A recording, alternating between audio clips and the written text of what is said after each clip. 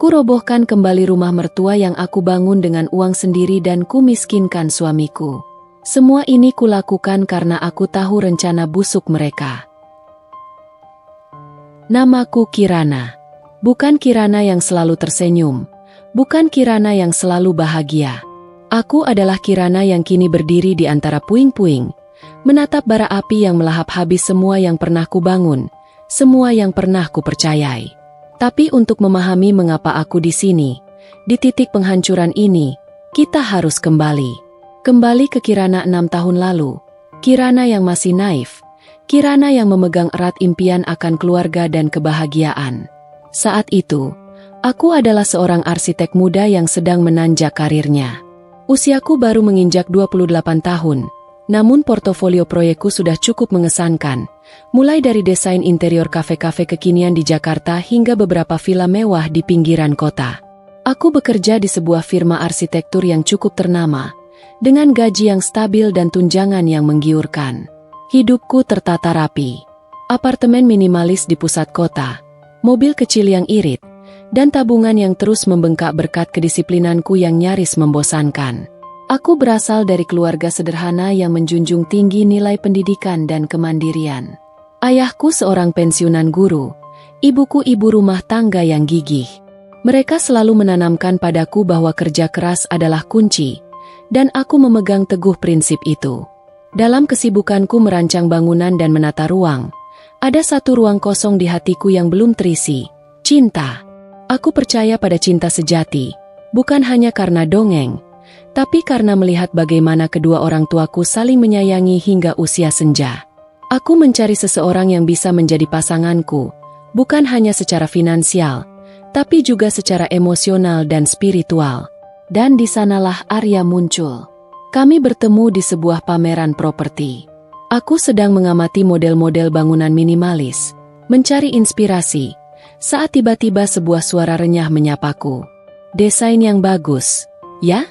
Tapi menurutku, ada sentuhan kurang ramah di sana. Terlalu kaku untuk sebuah hunian. Aku menoleh. Di sampingku berdiri seorang pria dengan senyum menawan dan mata yang memancarkan kecerdasan.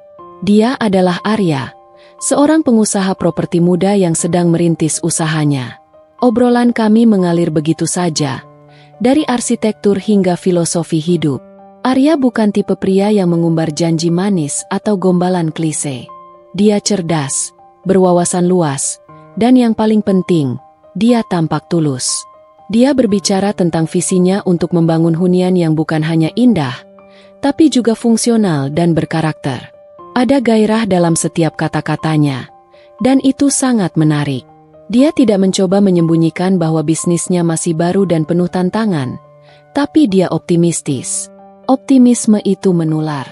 Sejak pertemuan pertama, kami intens berkomunikasi. Telepon larut malam, makan siang singkat di tengah padatnya jadwal, hingga kencan-kencan sederhana yang penuh tawa. Arya memperlakukanku dengan sangat baik. Dia selalu mendengarkan keluh kesahku tentang pekerjaan, memberi semangat saat aku merasa lelah, dan menghargai setiap pencapaian kecilku. Dia memujiku bukan hanya karena penampilanku, tapi karena otakku, karena ide-ideku, karena ambisiku. Aku merasa dilihat, merasa dihargai. Cinta kami tumbuh perlahan, namun begitu dalam. Arya adalah definisi pria baik-baik yang selama ini kuimpikan. Dia menghormati orang tuanya, punya mimpi besar, dan yang terpenting, dia selalu membuatku merasa aman dan dicintai. 6 bulan setelah pertemuan pertama, Arya melamarku. Di sebuah restoran sederhana yang menjadi saksi kencan pertama kami, dia berlutut dengan cincin perak di tangannya. Aku tak kuasa menahan haru. Air mataku tumpah, dan dengan suara bergetar, aku mengucapkan, "Ya." Orang tuaku menyambut Arya dengan tangan terbuka. Mereka melihat ketulusan di matanya, sama seperti yang kulihat. Mereka gembira melihat putri sematawayang mereka menemukan kebahagiaan. Aku merasa sempurna, punya karir cemerlang, finansial stabil, dan sebentar lagi akan menikah dengan pria impian. Dunia seolah berpihak padaku, membentangkan karpet merah menuju masa depan yang penuh kebahagiaan. Aku tidak tahu Di balik kilauan karpet merah itu, ada jurang dalam yang siap menelanku hidup-hidup. Aku tidak tahu bahwa fondasi impian yang sedang kubangun ini akan menjadi fondasi bagi kehancuranku sendiri. Pernikahanku dengan Arya adalah momen yang kusebut sebagai puncak kebahagiaan. Sederhana, hikmat, dan penuh kehangatan, dihadiri oleh orang-orang terkasih yang mendoakan kebaikan kami. Aku benar-benar merasa seperti wanita paling beruntung di dunia, seolah semua kepingan puzzle hidupku telah menemukan tempatnya. Setelah janji suci terucap, aku secara resmi pindah ke rumah Arya, atau lebih tepatnya, rumah orang tuanya. Dan disinilah, secara perlahan namun pasti, tirai kebahagiaan semu itu mulai tersingkap, memperlihatkan sebuah realita yang jauh berbeda dari bayanganku. Rumah mertuaku. Bagaimana aku harus menggambarkannya?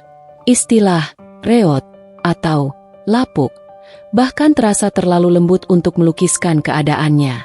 Bangunan itu seolah membeku dalam waktu, mungkin dibangun entah puluhan tahun yang lalu, dengan fondasi yang terlihat keropos dan dinding-dinding yang menunjukkan retakan di sana-sini. Cat yang dulunya mungkin berwarna cerah, kini mengelupas di banyak titik, menyisakan noda-noda kusam dan lumut yang menjalar.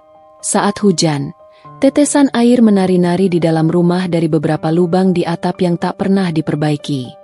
Udara di dalamnya terasa lembab dan berat, dipenuhi aroma apek yang menempel, seolah sudah bertahun-tahun tidak ada sirkulasi udara yang memadai. Kamar mandi adalah cerita lain.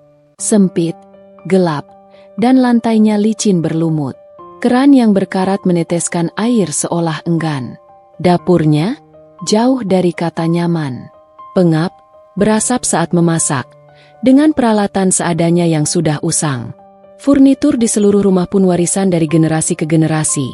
Sofa yang bantalannya sudah kempes, lemari kayu yang miring, dan meja makan yang permukaannya sudah tergores parah. Ibu mertua, Siti, dan adik ipar Arya, Rina, tampak sudah berdamai dengan kondisi itu. Mereka terbiasa. Seolah-olah, kehidupan yang seperti itu adalah satu-satunya yang mereka tahu, satu-satunya yang mereka terima. Arya pun tidak jauh berbeda. Ia terlalu sibuk dengan bisnis propertinya yang baru merintis, yang belakangan aku tahu, lebih banyak masalah daripada progres, sehingga kondisi rumah tidak pernah menjadi prioritas utama. Aku, sebagai seorang arsitek yang setiap hari berkutat dengan estetika, fungsionalitas, dan kenyamanan sebuah hunian, tidak bisa hanya diam.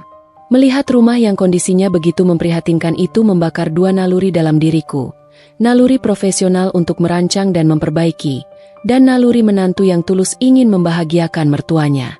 Pikiranku langsung dipenuhi ide. Aku membayangkan potensi rumah itu jika ditata ulang, jika dibangun kembali dari nol. Aku melihatnya bisa menjadi tempat yang nyaman, sehat, modern, dan bahkan bisa menjadi kebanggaan bagi keluarga Arya. Suatu sore, setelah pulang dari kantor, aku memberanikan diri mengutarakan ideku pada Arya. Sayang, kataku hati-hati, rumah ini, kalau direnovasi total, atau bahkan lebih baik, dibangun ulang dari fondasi, pasti akan jauh lebih nyaman dan layak huni. Aku bisa mendesainnya secara gratis, dan aku juga punya sedikit tabungan untuk modal awalnya. Arya menatapku terkejut, matanya membesar karena tak percaya. Lalu seketika berbinar cerah. Sebuah senyuman lebar tersungging di wajahnya. Kamu serius, Kirana? Itu ide yang luar biasa. Tapi, biayanya pasti tidak sedikit.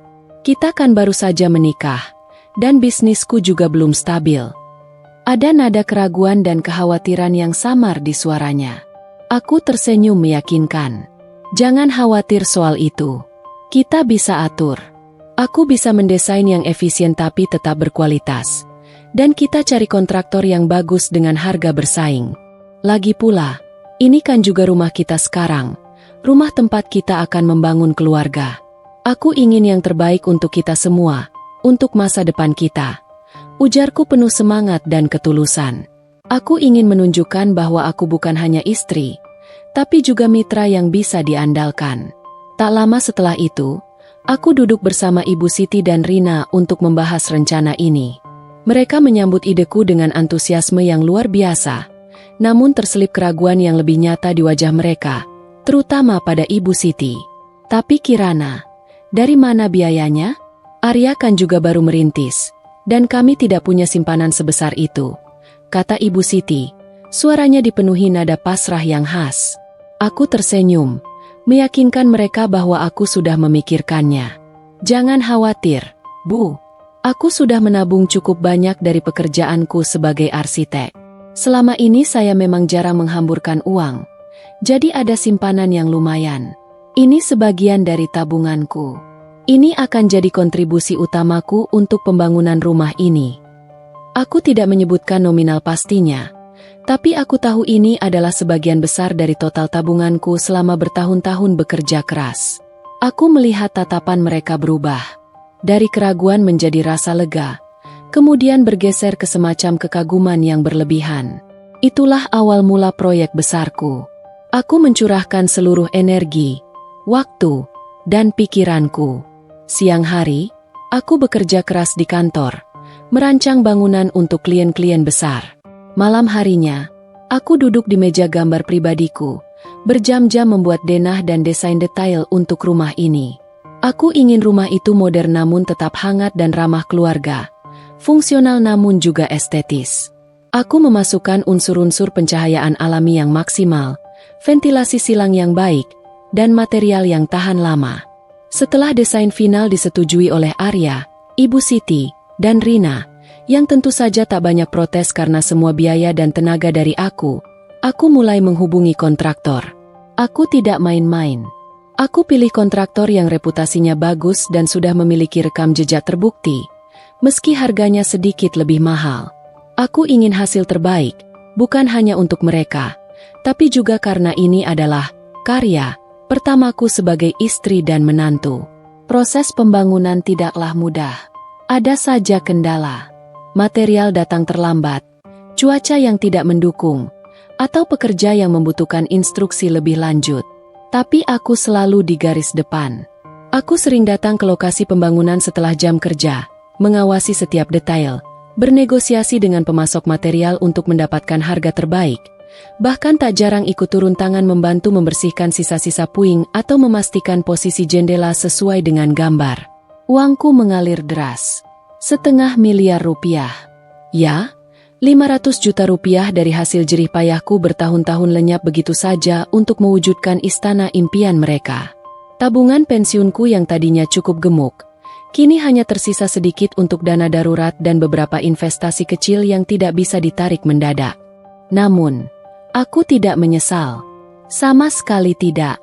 Melihat ekspresi bahagia ibu mertua saat memilih keramik untuk kamar mandi barunya, mendengar celotehan riang Rina tentang warna cat yang akan ia gunakan di kamar barunya yang lebih luas, dan melihat sorot bangga di mata Arya saat kami pertama kali menginjakan kaki di lantai 2 rumah baru yang kokoh itu.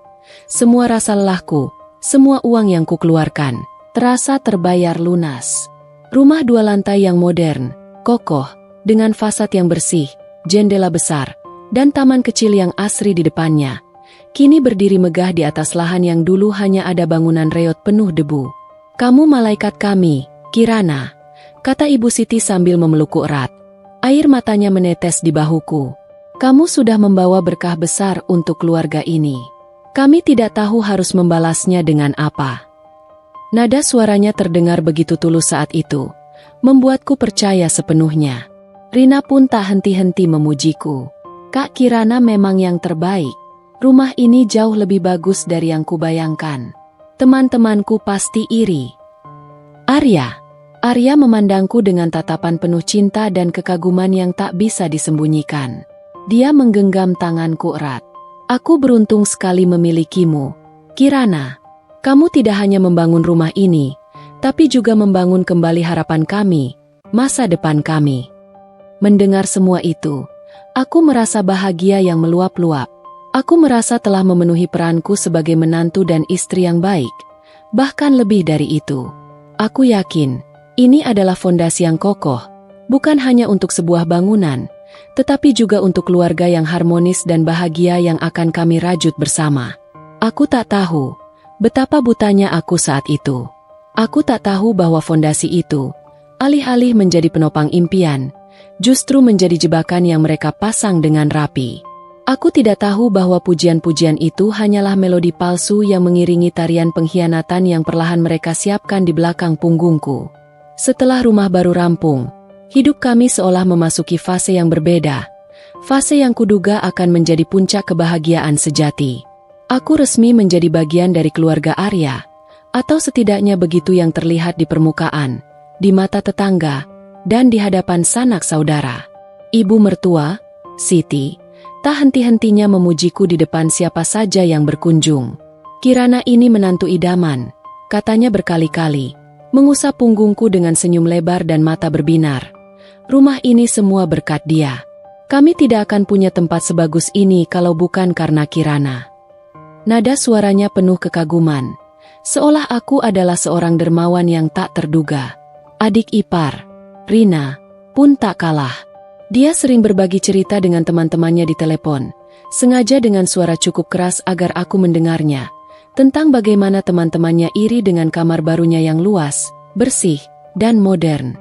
Pokoknya beda banget sama yang dulu, sekarang udah kayak kamar di hotel bintang 5. Begitu katanya, selalu menambahkan bahwa semua itu adalah hasil karyaku, Kirana, si arsitek hebat. Pujian dan sanjungan mengalir tak putus. Seolah aku adalah pahlawan yang telah mengangkat martabat seluruh keluarga mereka di mata masyarakat. Aku merasa dielu-elukan, dianggap sebagai aset berharga.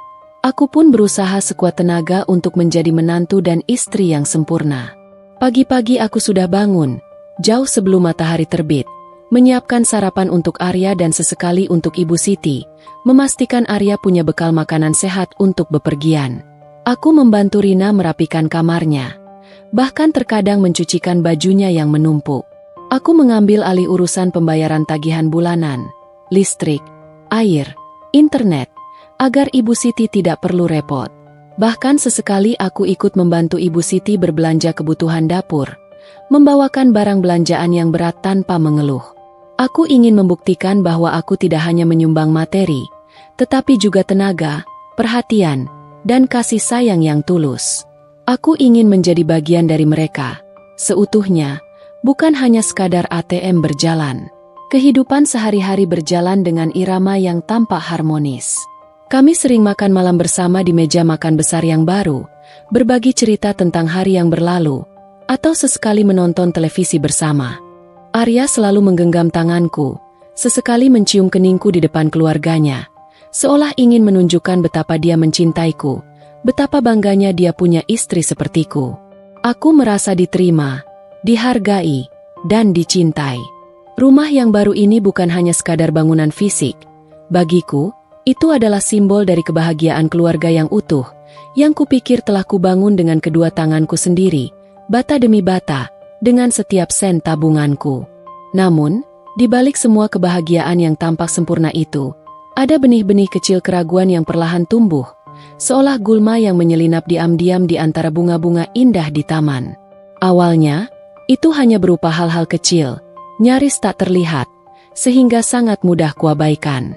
Aku terlalu optimis, terlalu haus akan kebahagiaan yang sempurna ini. Misalnya, sesekali aku akan masuk ruang tamu atau dapur dan menemukan Ibu Siti dan Rina sedang berbisik-bisik. Suara mereka rendah, seperti sedang membicarakan rahasia. Begitu aku muncul di ambang pintu, obrolan mereka akan langsung terhenti mendadak. Ada jeda canggung yang terasa, seolah udara tiba-tiba membeku. Mereka akan saling melirik dengan cepat, sebuah pandangan penuh makna yang tidak bisa kudekripsi, lalu dengan canggung mengubah topik pembicaraan atau tiba-tiba menjadi sangat sibuk dengan pekerjaan rumah yang sebelumnya tidak mereka sentuh. "Oh, Kirana, sudah pulang. Atau, mau minum apa, Nak?" Kebetulan ibu baru saja membuat teh hangat. Pertanyaan-pertanyaan ramah itu seolah upaya buru-buru untuk menutupi sesuatu. Aku mencoba menepisnya, berpikir mungkin mereka hanya sedang membicarakan hal-hal pribadi wanita atau mungkin mereka sedang merencanakan kejutan ulang tahun untukku. Aku terlalu lelah setelah seharian bekerja dan mengurus rumah, sehingga memilih untuk tidak memikirkannya terlalu dalam. Otakku butuh istirahat, bukan teka-teki. Lalu ada tatapan-tatapan aneh. Sesekali, Aku akan menangkap tatapan mencurigakan dari Ibu Siti atau Rina. Bukan tatapan ramah yang biasa mereka lemparkan, tapi tatapan menilai, dingin, atau bahkan sedikit licik, seperti sepasang mata predator yang mengamati mangsanya. Tatapan itu hanya berlangsung sepersekian detik. Sebuah kilasan cepat sebelum mereka cepat-cepat mengubah ekspresi menjadi senyum manis dan mata berbinar yang kupikir tulus. Seolah aku baru saja melihat sisi lain dari topeng yang mereka kenakan. Topeng yang selama ini menipu mataku. Aku akan mengerjapkan mata, meyakinkan diriku bahwa itu hanya perasaanku saja, atau mungkin efek kelelahan. Mengapa mereka harus menatapku seperti itu? Aku sudah memberikan segalanya. Bukan hanya materi tapi juga waktu dan perhatian. Tidak ada alasan bagi mereka untuk menyimpan rahasia dariku atau menatapku dengan curiga. Ada juga percakapan-percakapan yang samar, yang sering kudengar saat Arya tidak ada di rumah. Biasanya ketika dia sedang dinas luar kota. Sudah sejauh mana ini? Atau, jalankan sesuai rencana, jangan sampai ada yang meleset. Atau, jangan sampai Kirana tahu dulu, nanti semuanya hancur. Kata-kata itu terdengar seperti potongan-potongan teka-teki yang tidak ku mengerti. Ketika aku mendekat, mereka akan langsung mengunci mulut, membisikkan sesuatu yang tak bisa kudengar, atau mengubah topik menjadi tentang sinetron terbaru, gosip tetangga, atau resep masakan yang baru mereka coba. Aku mencoba meyakinkan diriku bahwa itu mungkin terkait dengan bisnis Arya, atau persiapan ulang tahun seseorang, atau kejutan lain yang ingin mereka rahasiakan. Aku mencoba terlalu keras untuk percaya pada versi kebahagiaan yang kubangun sendiri, versi yang begitu rapuh. Arya sendiri selalu baik padaku. Dia tidak menunjukkan tanda-tanda mencurigakan, atau setidaknya aku tidak melihatnya. Dia masih seperti Arya yang dulu, suami yang perhatian, yang mencintaiku dengan sepenuh hati. Atau begitulah yang kubayangkan. Aku menganggap tingkah laku ibu dan adiknya hanya sebagai sesuatu yang aneh. Mungkin karena dinamika keluarga baru yang belum sepenuhnya kupahami, atau mungkin mereka memang memiliki kebiasaan aneh dalam berbicara. Aku percaya pada Arya sepenuhnya, dan jika Arya baik-baik saja, maka semuanya pasti baik-baik saja. Dia adalah jangkar kepercayaanku. Aku tenggelam dalam kebahagiaan semu yang begitu meyakinkan. Setiap hari adalah bukti bahwa aku telah berhasil membangun tidak hanya sebuah rumah yang indah, tetapi juga sebuah keluarga yang harmonis, yang kupikir adalah keluargaku. Aku telah menempatkan seluruh kepercayaanku pada fondasi ini, pada orang-orang ini, tidak menyadari bahwa di bawah semua lapisan cat baru, keramik mengkilap, dan tawa renyah, ada lubang-lubang busuk yang telah digali, menungguku untuk jatuh, menunggu waktu yang tepat untuk menelanku hidup-hidup. Aku terlalu asyik menikmati peran, menantu idaman, yang mereka berikan. Terlalu sibuk mempertahankan citra itu, sehingga aku melewatkan petunjuk-petunjuk kecil yang seharusnya menjadi peringatan. Peringatan tentang rencana busuk yang perlahan-lahan mereka rancang, di dalam rumah yang kubangun dengan tanganku sendiri, dari uangku sendiri, dan dengan seluruh kepercayaanku. Malam itu, dinginnya udara menembus jendela kamar, seolah mencoba mengisyaratkan sesuatu yang tak beres. Aroma melati dari taman kecil di depan rumah, yang biasanya menenangkan, terasa menyesakkan. Arya sedang dinas luar kota, mengunjungi beberapa proyek properti di luar Jakarta, seperti yang sering ia lakukan setiap 2 bulan sekali. Biasanya, ia akan menghabiskan 2 hingga 3 hari di sana. Aku terbiasa sendiri di rumah, ditemani keheningan yang sesekali diselingi suara jangkrik yang sahut menyahut atau deru kendaraan yang melintas jauh di jalan raya. Aku selalu menghargai waktu sendirian ini, waktu untuk membaca buku atau sekadar merenung. Namun, malam itu berbeda. Aku tidak bisa tidur nyenyak. Jam digital di nakas menunjukkan pukul 2 dini hari. Angka-angka hijau yang seolah mengejek kegelisahanku. Aku merasa haus luar biasa. Tenggorokanku kering seperti padang pasir setelah seharian beraktivitas. Aku mencoba kembali memejamkan mata, memaksakan diri untuk terlelap. Tapi rasa haus itu terlalu kuat, mengganggu setiap saraf di tubuhku. Dengan enggan, aku bangkit dari tempat tidur yang dingin, melangkah pelan agar tidak ada suara yang mengganggu keheningan rumah yang sunyi itu, takut membangunkan siapapun. Langkah kakiku menuntunku ke dapur. Lantai keramik terasa dingin di telapak kakiku. Aku membuka kulkas, mengambil sebotol air mineral dingin, dan menuangkannya ke dalam gelas. Di tengah keheningan yang mendominasi, samar-samar, sangat samar, kudengar suara bisikan dari arah ruang keluarga, tepat di lantai bawah. Aku mengernyitkan dahi. Siapa yang masih terjaga selarut ini? Ibu Siti atau Rina? Mereka biasanya tidur lebih awal, jauh sebelum tengah malam. Rasa penasaran mengalahkan kantuk dan rasa hausku. Aku meletakkan gelas yang baru setengah habis di meja, lalu bergerak perlahan, langkah demi langkah, mendekati sumber suara.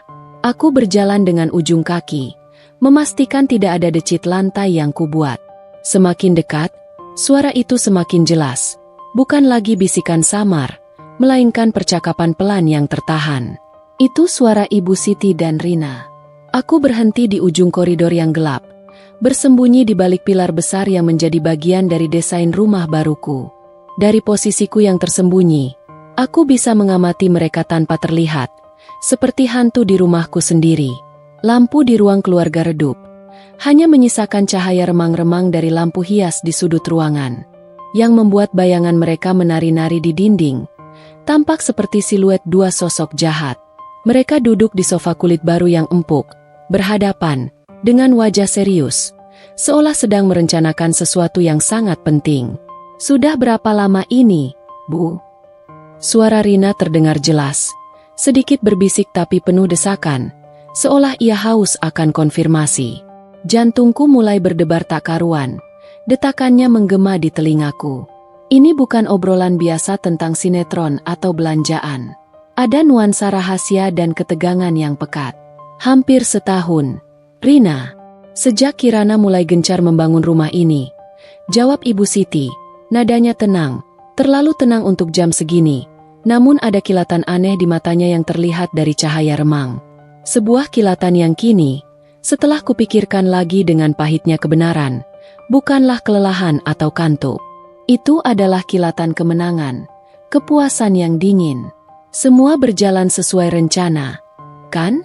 Uang Kirana sudah habis untuk rumah ini. Kita sudah berhasil menguras tabungannya, sepeser pun tak bersisa untuk dia. Lanjut Ibu Siti, suaranya kini terdengar penuh kepuasan, bahkan ada sedikit kekejaman yang tak pernah kudengar sebelumnya keluar dari bibirnya. Pokoknya rumah ini harus atas nama kita. Aku sudah mengurusnya diam-diam. Dan dia tidak boleh dapat apa-apa, bahkan debu sekalipun. Duniaku seolah berhenti berputar. Udara di sekitarku terasa mengental, berat, mencekiku. Aku merasa seluruh darahku mengalir deras ke kepala, membuatku pusing dan mual. Tenggorokanku seperti tercekat. Tubuhku membeku di tempat, tak mampu bergerak, seolah ada tangan tak terlihat yang membekukanku. Lalu, bagaimana dengan Arya, Bu? Rina bertanya lagi, suaranya sedikit ragu, seolah ada secercah keraguan atau mungkin rasa iba yang samar. Dia kan masih sayang sama Kirana, Bu. Dia kan bodoh dan polos begitu. Arya itu anak penurut, sahut Ibu Siti dengan nada meremehkan, nada yang membuatku nyaris terkesiap. Seumur hidup aku tak pernah mendengar nada seperti itu keluar dari Ibu Siti saat membicarakan anaknya sendiri. Dia akan ikut apa kata ibu? Kita akan bilang Kirana mandul, atau apalah alasan konyol lainnya. Banyak kok alasan untuk cerai. Yang penting, Kirana harus pergi dari sini. Semua ini demi masa depan kita. Rina, rumah ini, semuanya. Kata-kata itu menghantamku bagai palu godam, menghancurkan setiap keping kepercayaan yang kubangun. Mandul? Diceraikan? Menguras tabunganku? Semua kebaikan yang kuberi, semua pengorbanan yang kulakukan, semua cinta yang kurasakan, semuanya hanya sebuah skenario keji yang telah mereka mainkan dengan begitu rapi. Aku hanyalah sapi perah, ATM berjalan yang mereka manfaatkan untuk membangun istana ini. Dan kini, setelah tugasku selesai, setelah tak ada lagi yang bisa mereka peras, aku akan dibuang begitu saja, dengan alasan yang keji, tak bermoral, dan menghancurkan harga diriku. Panas membakar di dadaku. Kemarahan yang sedingin es mulai menjalar di setiap pembuluh darahku, membuatku gemetar. Rasa sakit hati yang luar biasa. Rasa dikhianati yang menusuk hingga ke ulu hati. Aku merasa sangat bodoh, begitu naif, begitu buta. Semua bisikan yang terhenti, tatapan aneh, kode-kode samar, semuanya bukan ilusi. Itu adalah tanda-tanda, petunjuk yang sengaja kuabaikan karena aku terlalu ingin percaya pada kebahagiaan sempurna yang kubangun sendiri. Tanganku mengepal erat, kuku-kukuku menusuk telapak tangan hingga terasa perih. Tapi rasa perih fisik itu tidak sebanding dengan perih di hatiku yang hancur. Air mata mulai menggenang di pelupuk mataku. Panas, namun aku menahannya dengan sekuat tenaga. Aku tidak akan menangis di depan mereka. Aku tidak akan memberi mereka kepuasan melihatku hancur. Aku tidak akan membiarkan mereka lolos dengan rencana busuk ini. Sama sekali tidak. Aku mundur perlahan, sehati-hati mungkin. Setiap langkah terasa seperti bom waktu yang bisa meledak kapan saja. Aku berusaha agar tidak ada suara yang keluar dari diriku. Tidak ada napas yang terlalu keras. Aku kembali ke kamarku, menutup pintu dengan sangat pelan, seolah takut membangunkan monster-monster yang baru saja kutemukan bersembunyi di balik topeng keluarga. Aku masuk ke dalam selimut, tubuhku menggigil meski cuaca tidak terlalu dingin, namun mataku terbuka lebar, menatap langit-langit kosong, yang kini terasa begitu asing. Kata-kata mereka terus berputar di kepalaku, seperti kaset rusak yang tak bisa berhenti memutar lagu pilu yang sama. Menguras tabungannya. Rumah ini harus atas nama kita. Arya akan menceraikannya. Kita akan bilang Kirana mandul. Malam itu, rumah yang kubangun dengan cinta, keringat, dan seluruh tabunganku, berubah menjadi neraka. Tidur tidak lagi mungkin. Aku berbaring, membiarkan kemarahan, sakit hati, dan rasa dikhianati itu membara, membentuk tekad yang sekeras baja. Mereka ingin menghancurkanku? Baiklah, aku akan menunjukkan kepada mereka apa artinya kehancuran yang sebenarnya. Aku akan memastikan mereka menyesali setiap kata dan setiap tindakan pengkhianatan yang telah mereka rencanakan di balik punggungku, di dalam rumah yang kujadikan simbol cintaku. Malam itu, setelah kembali ke kamar, tidak ada lagi jejak Kirana yang naif, yang penuh cinta, atau yang percaya pada keindahan dunia. Yang tersisa hanyalah pecahan-pecahan hati yang berserakan di lantai, dan di antara serpihan-serpihan tajam itu, tumbuhlah amarah yang membara, dingin, dan mematikan. Aku tidak menangis. Air mata enggan keluar dari mataku yang kering, seolah tahu bahwa kesedihan tidak akan mengubah apa-apa. Yang ada hanya kekosongan yang menganga lebar di dada. Sebuah lubang hitam yang digantikan oleh bara dendam yang perlahan membakar setiap sel di tubuhku. Aku berbaring di tempat tidur, tapi mataku menatap kosong langit-langit kamar yang baru, yang dulu kupikir akan menjadi saksi bisu kebahagiaan abadi kami. Pikiran-pikiran berkejaran tak karuan, saling menindih, membentuk labirin kehancuran yang tak berujung. Setiap kenangan indah yang kubangun bersama Arya dan keluarganya, setiap tawa, setiap pelukan, setiap kata-kata manis yang mereka lontarkan, kini terasa seperti ilusi keji, sebuah adegan sandiwara yang mereka mainkan dengan sangat sempurna. Pelukan hangat Ibu Siti yang dulu begitu meyakinkan, pujian Rina yang terdengar tulus, bahkan sentuhan lembut tangan Arya yang selalu membuatku merasa aman. Semuanya kini terasa hampa, palsu, seperti topeng yang sangat rapi, dirancang untuk menipu. Aku mencoba menyangkalnya. Tidak mungkin. Arya tidak akan sekeji itu. Dia mencintaiku. Aku tahu dia mencintaiku. Namun, suara Ibu Siti yang meremehkan Arya sebagai anak penurut, bergaung di telingaku, menghancurkan sisa-sisa pertahanan terakhirku. Suara itu begitu dingin, begitu penuh kalkulasi. Jika Arya benar-benar mencintaiku, bagaimana mungkin dia membiarkan ibunya merencanakan kebusukan semacam ini? Atau, jangan-jangan, dia tahu? Rasa curiga itu kini menjadi monster yang jauh lebih besar, lebih menakutkan, dibandingkan rasa sakit hati. Rasa dikhianati oleh orang yang seharusnya menjadi pelindungku. Semalam suntuk, aku tidak tidur sekejap pun. Setiap detail percakapan yang ku dengar berulang kali di benakku, seperti rekaman yang diputar tanpa henti, namun dengan volume yang semakin tinggi. Sudah berhasil menguras tabungannya, sepeser pun tak tersisa untuk dia. Rumah ini harus atas nama kita. Sudah kurus sertifikatnya. Arya akan menceraikannya. Kita akan bilang Kirana mandul. Rasanya seperti ada tangan-tangan tak terlihat yang merobek-robek semua harapanku, menghancurkan masa depanku satu persatu, mengoyak-ngoyak eksistensiku. Rumah yang kubangun dengan tetesan keringat dan seluruh tabunganku, rumah yang seharusnya menjadi fondasi kebahagiaanku, kini terasa seperti sangkar berlapis emas, penjara yang siap menelanku hidup-hidup. Aku telah menyerahkan segalanya. Uang yang kupulihkan bertahun-tahun, tenaga yang kukuras habis, cinta yang tulus, kepercayaan yang tak terbatas, hanya untuk berakhir seperti ini. Terbuang, terhina, dan dimanfaatkan. Rasa bodoh dan naif itu menyengat, membakar harga diriku. Mengapa aku begitu buta? Mengapa aku mengabaikan semua sinyal bahaya yang samar-samar muncul?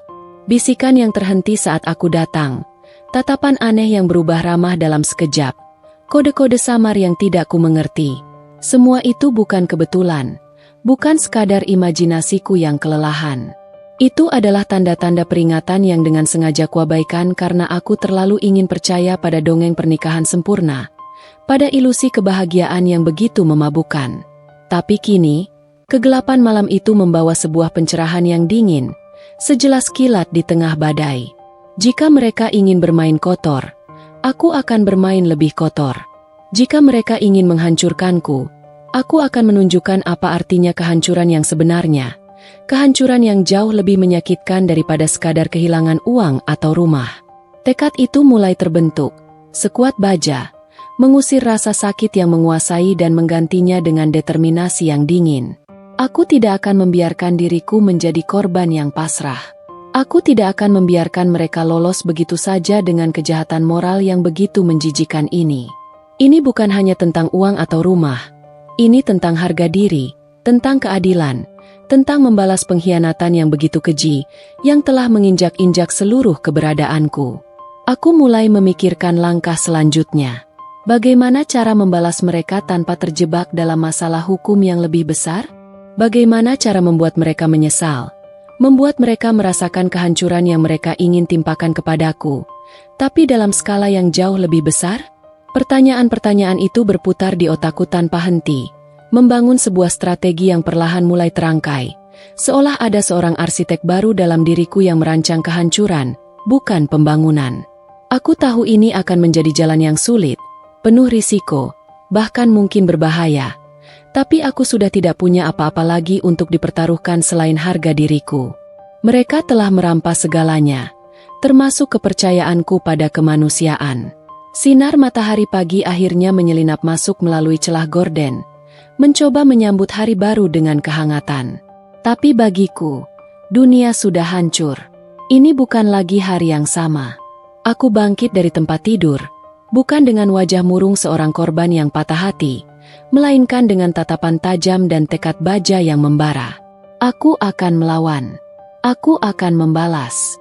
Mereka mungkin berhasil menguras hartaku dan menghancurkan kepercayaanku, tapi mereka tidak akan pernah bisa menghancurkan semangatku untuk berjuang.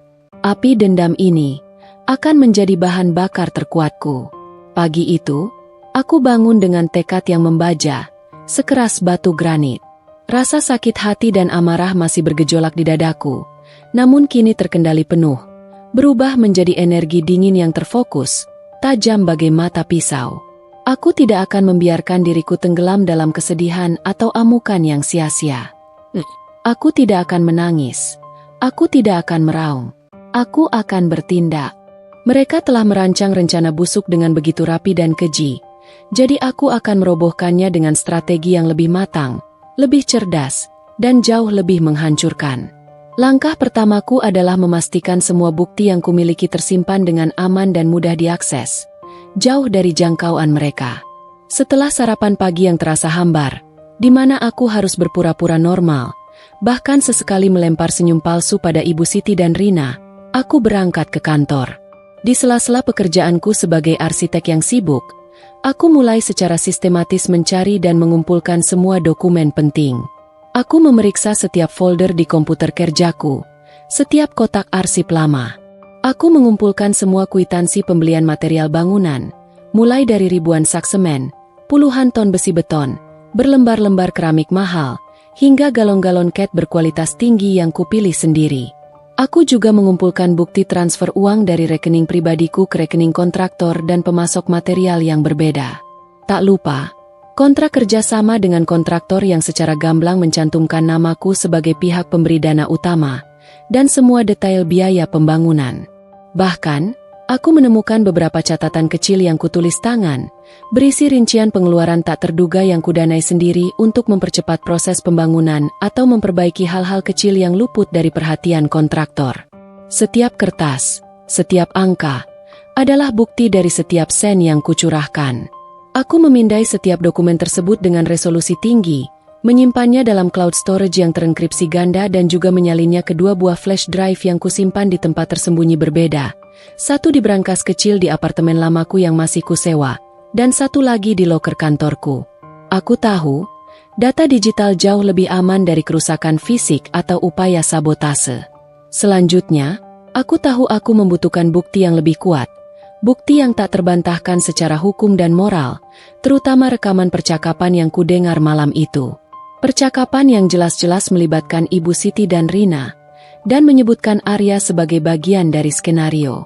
Mengingat mereka begitu licik dan pandai berpura-pura, mustahil mendapatkan pengakuan langsung dari mulut mereka. Aku membutuhkan rekaman audio dan visual yang bisa berbicara lebih keras dari kata-kata. Setelah jam kerja, dengan alasan ada janji temu klien mendadak, aku membuat alasan untuk tidak langsung pulang. Aku menyambangi seorang rekan lama dari kampus yang kini memiliki biro detektif swasta kecil di pinggir kota. Namanya Bram, seorang pria kurus dengan kacamata tebal namun otaknya encer. Dia dulu adalah mahasiswa teknik elektro yang sangat cerdas, terkenal jago dalam urusan penyadapan, pengawasan, dan teknologi mata-mata mini. Bram, aku butuh bantuanmu. Ini sangat mendesak dan sangat rahasia, kataku tanpa basa-basi. Langsung ke inti masalah. Ini sensitif, menyangkut masalah keluarga dan penggelapan. Aku tidak menceritakan keseluruhan ceritanya secara gamblang, hanya memberinya gambaran umum yang cukup untuk Bram memahami urgensi situasinya, bahwa aku mencurigai adanya penipuan dan penggelapan dana dalam skala besar yang melibatkan keluarga suamiku. Aku menjelaskan bahwa aku membutuhkan alat perekam suara dan kamera tersembunyi berukuran mikro, yang tidak terdeteksi, untuk dipasang di beberapa titik strategis di rumah, terutama di ruang keluarga dan dapur, tempat di mana percakapan sensitif sering terjadi. Aku juga meminta rekaman percakapan telepon yang masuk dan keluar dari ponsel Ibu Siti dan Rina, jika memungkinkan, meskipun aku tahu ini akan jauh lebih sulit dan memerlukan alat khusus. Bram mengangguk, wajahnya serius. Bisa diatur, Kirana. Aku punya beberapa alat terbaru yang sangat canggih dan nyaris tak terlihat. Tapi ini butuh waktu untuk pemasangan yang rapi, dan tentu saja, biaya yang tidak sedikit. Kamu yakin dengan langkah ini? Yakin 100%, Bram. Berapapun biayanya, aku akan bayar. Jawabku mantap, tanpa keraguan sedikit pun. Aku menyerahkan sebagian uang tunai untuk uang muka, sebagian kecil dari sisa tabunganku yang masih ada, yang akan kukuras habis demi keadilan ini. Selama beberapa hari berikutnya, hidupku seperti diatur oleh 2 realitas yang bertolak belakang. Di permukaan, aku tetaplah Kirana yang sama, menantu yang ramah, istri yang perhatian, arsitek yang sibuk dan profesional. Aku masih memasak, membantu pekerjaan rumah, bahkan sesekali berbincang basa-basi dengan Ibu Siti dan Rina, sambil menahan mual yang muncul setiap kali mendengar tawa atau pujian palsu mereka. Aku mengamati setiap gerak-gerik mereka dengan lebih tajam, mencari petunjuk, memvalidasi setiap kata yang kudengar malam itu. Kini, semua tingkah laku aneh yang dulu kuabaikan menjadi sangat jelas, seperti puzzle yang telah lengkap. Tatapan dingin yang cepat berubah ramah, bisikan yang terhenti, percakapan samar tentang rencana. Semuanya adalah bagian dari skenario busuk mereka yang kini terbongkar. Aku bahkan menemukan beberapa dokumen tambahan yang tak sengaja terselip di laci meja makan, seperti salinan surat tanah yang sedang dalam proses balik nama ke nama Ibu Siti, padahal sertifikat asli masih atas nama pemilik lama dan aku punya salinan bukti pembayaran. Sebuah bukti pengkhianatan yang semakin nyata dan tak terbantahkan. Di sisi lain, Secara rahasia, aku terus berkomunikasi dengan Bram. Setiap malam, setelah semua orang tidur lelap, aku akan memeriksa laporan dan rekaman yang ia kirimkan melalui jalur aman, aplikasi pesan terenkripsi khusus yang kami gunakan. Rekaman awal masih berupa percakapan biasa tentang tetangga atau kegiatan sehari-hari, tapi aku tahu, ini hanya masalah waktu. Aku harus sabar, menunggu momen yang tepat, sampai mereka kembali membahas rencana jahat mereka. Setiap desahan, setiap kalimat, setiap jeda dalam percakapan mereka, kini kuanalisis dengan cermat, seolah sedang membaca sebuah blueprint kejahatan yang rumit. Aku sedang mengumpulkan amunisi yang akan kuhantamkan tepat ke wajah mereka, menghancurkan topeng kemunafikan mereka selamanya. Setelah semua bukti mulai terkumpul, benang-benang samar yang dulu hanya mengganggu sudut pikiranku kini terurai jelas, membentuk sebuah gambaran lengkap tentang pengkhianatan yang rapi, terencana, dan begitu keji. Rekaman suara yang dikirim Bram pada malam kedua pemasangan alat penyadap adalah puncaknya. Ada percakapan panjang antara Ibu Siti dan Rina. Kali ini dengan Arya ikut terlibat secara aktif. Mereka membahas detail penjualan aset Arya yang diam-diam telah mereka dorong, tanah kafling di pinggiran kota yang sebenarnya sangat prospektif. Mereka membicarakan rencana pembukaan rekening baru atas nama Ibu Siti untuk menyamarkan aliran dana hasil penjualan aset tersebut, memastikan Kirana tidak akan melacaknya. Dan yang paling menusuk, bisik-bisik mereka tentang palsunya dokumen kepemilikan rumah atas namaku. Bagaimana mereka berencana untuk membatalkan semua akta yang ada dan mengklaim seluruh properti. Itu semua adalah kebohongan yang sistematis, sebuah jaringan penipuan yang mereka rajut dengan presisi. Malam itu, setelah mendengarkan rekaman yang memilukan itu berulang kali, aku duduk di meja kerjaku, menatap kosong keluar jendela. Hujan deras mengguyur Jakarta, seolah alam pun ikut meratapi kehancuran hatiku. Rasa sakit sudah tidak lagi mendominasi perasaanku. Yang ada kini adalah kemarahan yang membeku, dingin, dan perhitungan yang tajam. Aku tahu persis apa yang harus kulakukan. Ini bukan lagi soal membalas dendam secara emosional, meluapkan kemarahan sesaat. Ini adalah sebuah misi strategis untuk mendapatkan kembali apa yang seharusnya menjadi milikku, untuk memulihkan harga diriku, dan untuk memastikan mereka membayar mahal atas setiap tetes air mata, setiap sen uang, dan setiap helaan napas pengkhianatan yang kurasakan. Strategiku terbagi menjadi dua fokus utama, memiskinkan Arya dan keluarganya secara total, dan menghancurkan simbol kebahagiaan palsu mereka, rumah yang kubangun sendiri, namun dengan cara yang tidak akan merugikanku secara hukum. Aku tidak ingin mereka menikmati hasil dari kejahatan mereka barang sedikit pun. Seolah semua pengorbananku tidak berarti. Untuk memiskinkan Arya, aku tahu aku harus menyerang titik paling vital dalam hidupnya, bisnis propertinya. Aku tidak bisa langsung menghancurkannya secara frontal.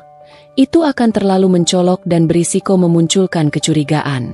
Rencanaku adalah menggerogotinya dari dalam, membuat proyek-proyeknya macet, merugi secara finansial, dan pada akhirnya, kolaps perlahan-lahan. Aku memiliki jaringan yang cukup luas di dunia arsitektur dan properti, bukan hanya dari firma tempatku bekerja saat ini, tetapi juga dari koneksi-koneksi proyek sebelumnya dengan para developer dan investor. Langkah pertama, aku mulai menarik semua investasiku dari bisnis Arya. Selama ini, aku telah menginvestasikan sebagian kecil dari gajiku secara rutin ke beberapa proyek Arya yang menjanjikan, sebagai bentuk dukungan moral dan finansial, serta untuk mendapatkan sedikit keuntungan tambahan dari bisnis yang kuanggap juga milik kami. Aku mulai mencairkan investasi itu secara bertahap, dengan alasan kebutuhan finansial pribadi yang mendesak, seperti investasi baru, atau kebutuhan keluarga di kampung. Aku tahu penarikan dana ini akan membuat likuiditas Arya sedikit terganggu, namun belum sampai menyebabkan kerusakan fatal. Ini hanyalah langkah pembuka, sentuhan awal pada benang-benang jaring laba-laba yang akan kugulirkan. Langkah kedua, dan yang paling krusial, adalah memanfaatkan koneksiku di industri. Aku menghubungi beberapa rekan arsitek, kontraktor, dan bahkan konsultan properti yang kupercayai, yang juga mengenal Arya secara profesional. Aku tidak langsung menjelek-jelekan Arya atau menuduhnya secara terang-terangan. Itu terlalu kasar dan bisa menjadi bumerang. Sebaliknya, aku menyebarkan informasi secara halus, seolah-olah aku sedang khawatir tentang kondisi bisnisnya. Aku menyebutkan rumor tentang adanya masalah legal pada salah satu sertifikat tanah proyeknya, yang kebetulan kudengar Arya pernah membahasnya dengan ibunya, atau tentang keterlambatan pembayaran pada subkontraktor tertentu, yang sebenarnya sengaja kupercepat prosesnya untuk memberikan Arya kesan positif. Tentu saja, rumor ini kuciptakan sendiri, berdasarkan sedikit informasi internal yang kuperoleh dari Arya, lalu kubumbui dengan detail-detail yang sedikit diubah agar terdengar lebih meyakinkan dan membuat orang lain berpikir dua kali sebelum bekerja sama dengannya. Aku cuma dengar-dengar saja ya, kataku pada seorang kenalan yang punya koneksi ke investor besar dan sering mendanai proyek properti. Tapi katanya ada salah satu proyek Arya yang izinnya agak bermasalah. Masih ada ganjalan dari warga sekitar.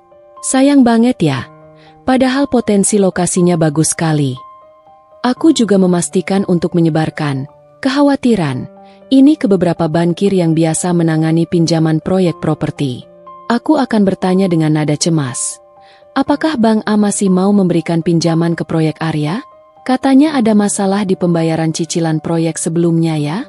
Semoga tidak benar. Begitu kata-kata itu keluar dari mulutku, aku tahu efeknya akan seperti bola salju yang menggelinding. Di dunia properti, rumor buruk sekecil apapun bisa menjadi racun. Investor akan mulai ragu, pemasok material akan menuntut pembayaran di muka, dan bank akan memperketat pinjaman atau bahkan menolak permohonan Arya. Modal akan sulit didapat, dan proyek-proyeknya akan stagnan, macet di tengah jalan. Tanpa modal, bisnis properti adalah bangkai. Sementara itu, untuk menghancurkan simbol kebahagiaan palsu mereka, rumah ini, aku punya rencana yang lebih drastis, namun tetap dalam batas hukum. Aku tidak bisa begitu saja membakar atau menghancurkannya sendiri. Itu akan ilegal dan aku bisa dipenjara. Tapi aku bisa memastikan bahwa mereka tidak akan pernah bisa menikmati rumah ini dengan tenang. Dan yang terpenting, mereka tidak akan bisa menjualnya dengan harga tinggi.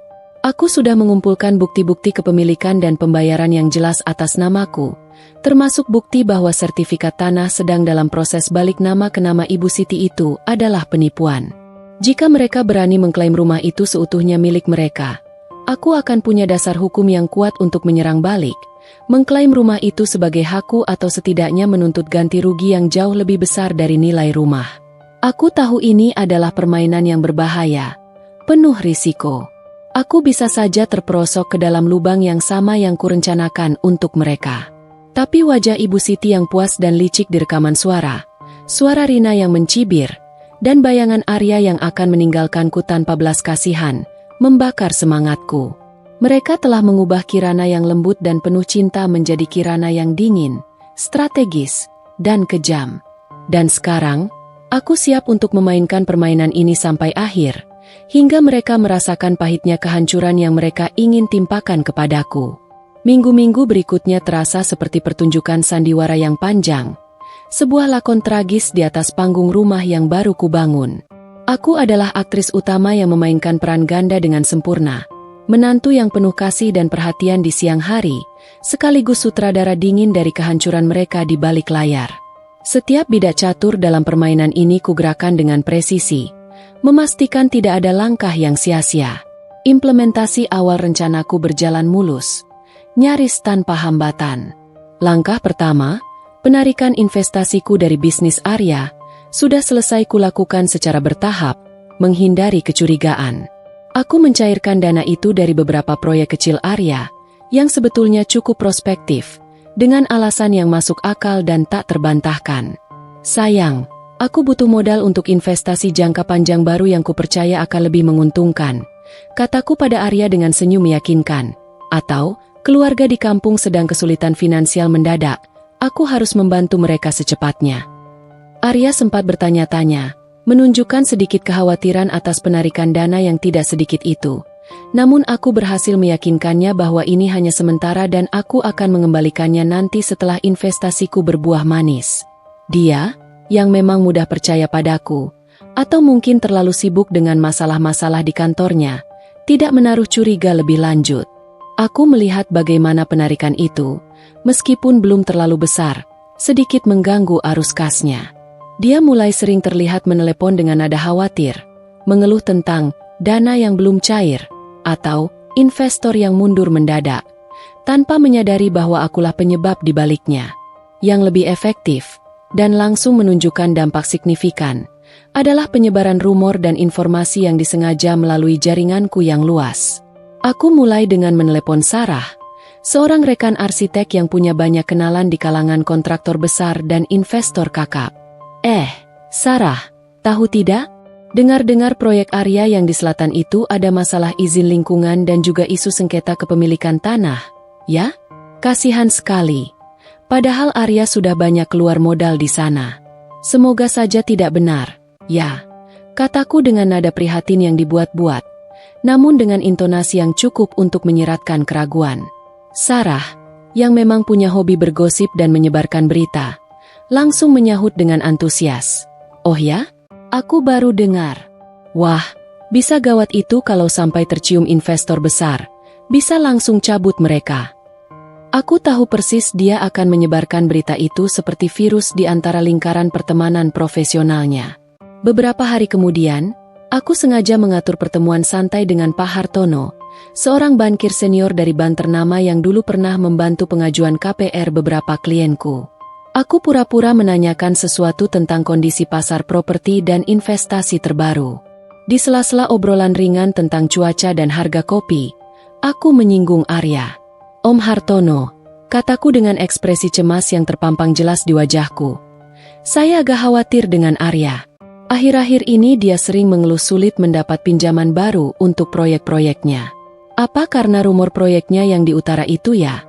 Yang katanya ada sengketa lahan besar dengan masyarakat sekitar? Semoga tidak benar. Kasihan kalau sampai bisnisnya terganggu serius. Senyum ramah Pak Hartono langsung mengendur, tergantikan oleh kerutan di dahinya. Aku tahu, bankir punya telinga di mana-mana, dan mereka paling takut dengan risiko. Informasi sekecil apapun yang mengindikasikan masalah hukum atau finansial bisa membuat mereka menarik diri. Efeknya langsung terasa. Jauh lebih cepat dari yang kubayangkan. Arya mulai sering mengeluh tentang proyek-proyeknya yang tiba-tiba mandek tanpa sebab jelas. Salah satu proyek pembangunan klaster kecil yang seharusnya sudah mulai peletakan batu pertama minggu depan, terpaksa ditunda karena ada masalah perizinan yang tak kunjung selesai. Padahal dulu segala dokumennya aman-aman saja dan sudah diurus rapi. Investor yang tadinya sudah hampir deal dan siap menanamkan dana besar, tiba-tiba menarik diri dengan alasan pertimbangan ulang risiko pasar yang tidak menentu, atau adanya perubahan prioritas investasi perusahaan. Bank-bank yang dulu gampang memberikan pinjaman, kini mempersulit prosesnya, meminta jaminan lebih tinggi yang tak sanggup Arya penuhi, menaikkan suku bunga, atau bahkan terang-terangan menolak permohonan pinjamannya. Aku tidak mengerti, Kirana, keluh Arya suatu malam. Raut wajahnya penuh keputusasaan. Dia mengacak-acak rambutnya frustrasi. Duduk di sofa di ruang keluarga yang dulu kami pilih bersama. Tiba-tiba saja semua jadi susah. Seolah ada yang sengaja mempersulit jalanku. Aku sudah rugi ratusan juta di proyek selatan itu karena izin yang bermasalah. Sekarang yang di utara juga terancam batal total. Aku menatapnya dengan wajah prihatin palsu, mengusap punggungnya dengan lembut, seolah memberikan dukungan tulus. Mungkin memang sedang tidak beruntung. Sayang, kamu harus lebih hati-hati dalam berinvestasi.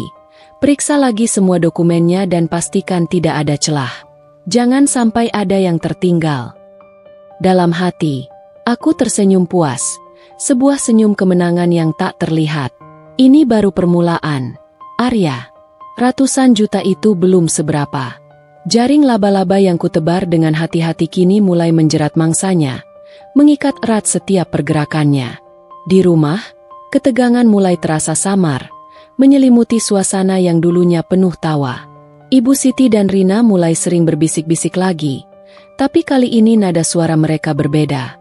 Ada kekhawatiran yang samar, atau mungkin kekesalan yang mendalam atas kegagalan Arya. Arya ini bagaimana sih, Bu? Masa bisnisnya malah jadi begini? Padahal Kirana sudah kita pancing untuk keluar modal banyak di rumah ini. Kita harus segera eksekusi rencana selanjutnya. Kudengar Rina berbisik pada Ibu Siti suatu sore. Suaranya dipenuhi nada panik. Kalau dia bangkrut sebelum kita bisa menyingkirkan Kirana, bagaimana rencana kita selanjutnya? Bisa-bisa rumah ini tetap jadi milik Kirana. Aku pura-pura tidak mendengar, sibuk menyiapkan makan malam di dapur, menjaga ekspresiku tetap tenang, menunjukkan simpati seolah aku tidak tahu apa-apa tentang penderitaan Arya. Konsistensi karakter adalah kunci dalam permainan ini. Aku harus menjaga citra Kirana yang polos, baik hati, dan tidak bersalah di mata mereka. Aku ingin mereka menyalahkan nasib buruk, atau bahkan menyalahkan Arya sendiri atas kegagalan dan ketidakmampuannya mengurus bisnis. Setiap malam, laporan dari Bram semakin menguatkan dugaanku dan memberikan kepuasan tersendiri. Rekaman terbaru menunjukkan Ibu Siti dan Arya sedang berdebat sengit tentang kondisi keuangan keluarga yang memburuk. Arya bersikeras bahwa ia tidak bisa menceraikanku dalam kondisi bisnis yang morat-marit seperti ini. Kalau aku cerai sekarang, Bu, malah jadi bahan omongan dan orang makin tidak percaya padaku. Reputasiku bisa hancur total. Aku butuh Kirana untuk sementara ini, setidaknya sampai bisnis ini stabil lagi, Bu. Dia kan punya banyak koneksi, kata Arya. Suaranya terdengar putus asa dan penuh perhitungan, bukan cinta. Mendengar itu, ada sedikit rasa miris, tapi langsung kutepis cepat-cepat.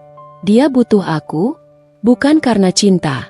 Bukan karena dia menghargai kehadiranku, tapi karena dia masih bisa memanfaatkanku untuk menyelamatkan bisnisnya. Mereka benar-benar telah menjadikan Arya sebagai boneka, pion yang bisa mereka geser sesuka hati dalam rencana busuk ini. Rasa kasihan itu langsung menguap, digantikan oleh bara dendam yang semakin membakar. Permainan ini baru saja dimulai, dan jaring yang kutebar kini sudah mengikat erat, siap untuk ditarik kapan saja. Ketika bisnis Arya semakin terpuruk, seperti rawa yang perlahan menelan, suasana di rumah mertua berubah drastis, dari kebahagiaan semu menjadi ketegangan yang pekat. Senyuman palsu yang dulu selalu mereka pasang di hadapanku kini luntur tak bersisa, digantikan oleh kerutan-kerutan dalam didahi dan bisikan-bisikan yang semakin sering, semakin keras, dan kini lebih bernada panik. Aku mengamati mereka dari balik cangkir teh, berpura-pura asyik membaca majalah arsitektur terbaru.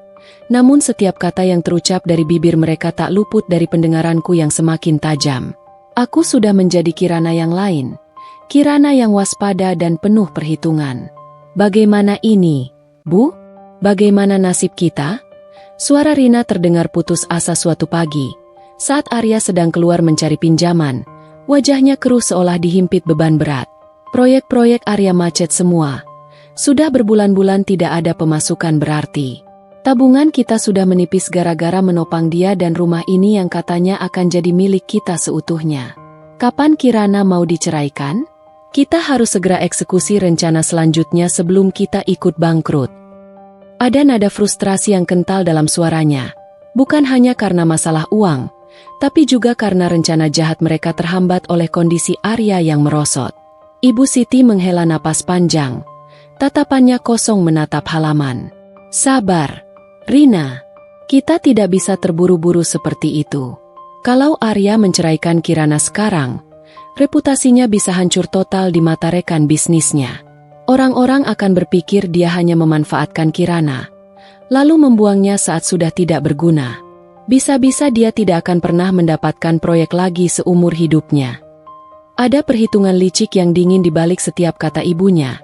Sebuah perhitungan yang mengabaikan perasaan siapapun, bahkan anaknya sendiri, demi keuntungan pribadi. Kita harus menunggu sampai ada alasan yang kuat dan masuk akal, yang bisa diterima publik tanpa menimbulkan kecurigaan. Dan yang terpenting, dia tidak boleh sampai curiga kalau kita yang dibalik semua kemacetan bisnis Arya ini. Mendengar itu, hatiku mencelos, bukan karena sakit lagi, tapi karena rasa jijik. Mereka tahu bahwa Arya mencintaiku, atau setidaknya dulu dia mencintaiku, dan mereka hanya memanfaatkan itu sebagai tameng. Mereka bahkan berani mengorbankan reputasi anak mereka sendiri demi uang. Rasa jijik dan muak itu menggunung, mencengkeram erat. Aku bukan lagi sekadar korban.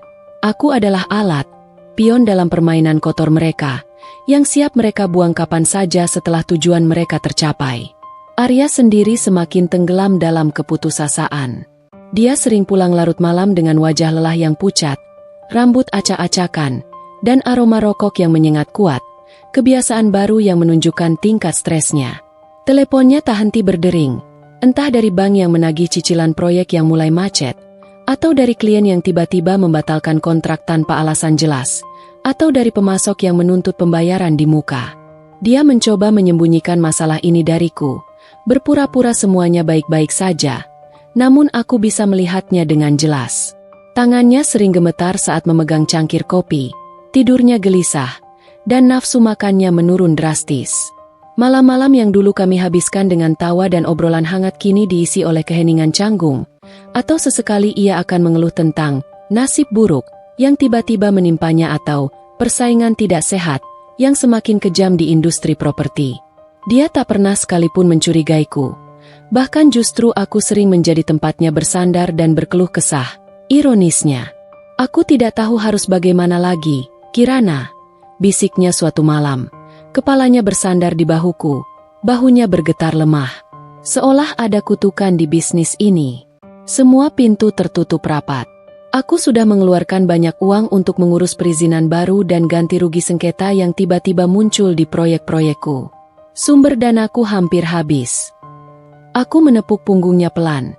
Dalam hati mencatat setiap kata dan rincian yang ia berikan. Sengketa yang tiba-tiba muncul.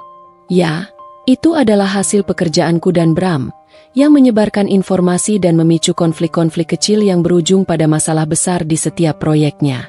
Aku membiarkannya berlarut-larut dalam penderitaannya, menikmati setiap tetes keputusasaan yang ia rasakan. Ini adalah balasan atas pengkhianatan yang ia biarkan terjadi. Balasan atas perannya sebagai anak penurut yang dibutakan oleh keserakahan keluarganya. Rasa kasihan itu langsung menguap, digantikan oleh bara api dendam yang semakin besar dan membakar. Di sisi lain, tekanan dari Ibu Siti dan Rina terhadap Arya semakin memuncak, tidak lagi malu-malu. Mereka mulai terang-terangan mendesak Arya untuk segera menceraikanku. Sudahlah, Arya, untuk apa dipertahankan kalau sudah tidak ada gunanya lagi bagi kita? Rina akan menyindir, seringkali saat aku berada di dekat mereka, seolah sengaja agar aku mendengar. Ibu Siti akan menambahkan dengan nada yang lebih menekan. Cari saja yang lain, nak, yang bisa kasih kamu anak, yang bisa bantu bisnismu, dan tidak mandul seperti dia. Jangan sampai nasibmu jadi begini terus gara-gara satu wanita. Kata-kata mandul itu membuatku merinding setiap kali mendengarnya, bahkan membuatku mual. Mereka benar-benar akan menggunakan alasan sekeji itu untuk menyingkirkanku. Alasan yang tak hanya menghinaku sebagai wanita, tapi juga sebagai manusia. Konflik batin dalam diriku, jika memang ada, kini benar-benar telah padam. Ada sisa-sisa cinta yang terkikis untuk Arya, yang masih berharap dia akan menolak desakan ibunya, membela diriku di hadapan mereka. Namun, setiap kali Arya hanya terdiam atau memberikan alasan berbelit-belit untuk menunda perceraian, bukan karena cinta, melainkan karena perhitungan bisnisnya, rasa iba itu lenyap, digantikan oleh bara api dendam yang semakin besar. Dia tidak berani melawani ibunya. Dia terlalu penurut, seperti yang Ibu Siti katakan. Dia tidak membela istrinya, orang yang telah mengorbankan segalanya untuk keluarganya, bahkan kehormatannya. Dia tidak layak mendapat belas kasihan. Maka, di tengah kekacauan yang kubuat, aku mulai mempersiapkan langkah final yang akan menjadi pukulan telak. Aku menghubungi Bram, memintanya untuk terus merekam setiap percakapan, terutama yang berkaitan dengan rencana perceraian dan klaim kepemilikan rumah yang mereka impikan. Aku juga mulai menyiapkan diri secara mental dan emosional untuk konfrontasi besar yang akan datang. Aku tidak akan membiarkan mereka lolos, dan aku tidak akan menjadi korban pasif yang hanya bisa menangis. Aku akan menghadapi mereka dengan kepala tegak, dengan semua bukti di tanganku, siap untuk merobohkan tidak hanya rumah fisik ini, tetapi juga seluruh dunia dan reputasi yang telah mereka bangun di atas penderitaanku. Hari itu tiba, hari di mana semua topeng akan rontok, dan kebenaran pahit akan terkuak dengan brutal.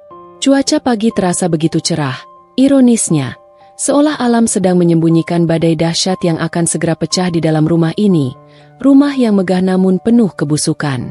Arya baru saja pulang dari dinasnya yang terakhir. Sebuah dinas yang ternyata menjadi dalih bagiku untuk mengumpulkan bukti-bukti terakhir dengan bantuan Bram. Ia tampak lebih kurus. Wajahnya kuyu karena kurang tidur, dan sorot matanya redup, penuh kekalahan yang nyata. Aku sudah menyiapkan semuanya dengan cermat, seolah sedang mempersiapkan presentasi paling penting dalam hidupku.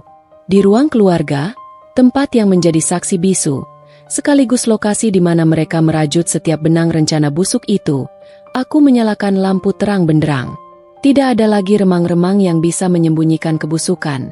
Tidak ada lagi bayangan yang bisa menutupi kebohongan.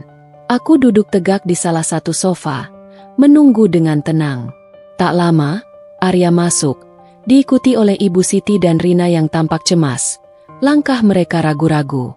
Mereka bertiga mungkin mengira aku akan mengeluh tentang masalah bisnis Arya yang semakin memburuk, atau tentang desakan cerai yang tak henti-henti mereka lontarkan padaku. Mereka tak tahu, kali ini, yang akan bicara adalah Kirana yang berbeda. Kirana yang telah bangkit dari abu kehancuran. Ada apa ini, Kirana? Pagi-pagi begini sudah serius sekali, tanya Ibu Siti, mencoba mempertahankan nada ramahnya yang palsu, namun suaranya sedikit bergetar, menunjukkan kecemasannya. Rina hanya menatapku dengan tatapan waspada. Bola matanya bergerak-gerak liar, seolah mencium gelagat tak biasa dari diriku. Arya menatapku bingung. Keningnya berkerut, seolah mencoba membaca ekspresiku yang tenang namun penuh makna. Aku tersenyum. Sebuah senyuman dingin, tanpa emosi, yang membuat mereka bertiga terlihat salah tingkah, bahkan sedikit ketakutan. Aku hanya ingin kita bicara. Bicara dari hati ke hati, kataku. Suaraku tenang dan terkontrol sempurna, nyaris berbisik namun penuh penekanan. Setiap kata terasa seperti gema di ruangan itu. Tentang semua ini, tentang rumah ini, dan tentang kita. Tanpa basa-basi lebih lanjut, aku mengeluarkan sebuah flash drive kecil dari saku celanaku, lalu mencolokkannya ke port USB di televisi pintar berlayar lebar yang dulu Arya belikan sebagai hadiah pindahan rumah. Mereka menatapku dengan bingung, saling melirik penuh tanya. Kemudian, layar televisi menyala, menampilkan antarmuka pemutar audio. Tanpa banyak bicara, aku menekan tombol play. Suara-suara mereka sendiri yang memenuhi ruangan itu. Pertama, suara Rina yang penuh desakan. Sudah berapa lama ini, Bu? Lalu, suara Ibu Siti yang menjawab dengan nada penuh kemenangan yang menjijikan.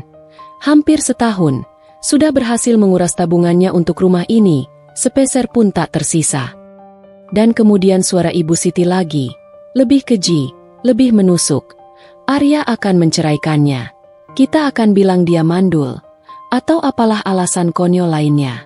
Yang penting, rumah ini sudah atas nama kita, dan dia tidak bisa menuntut apa-apa.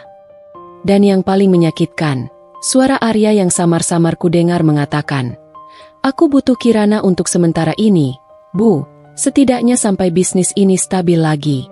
Dia kan punya koneksi. Suara-suara itu bergema.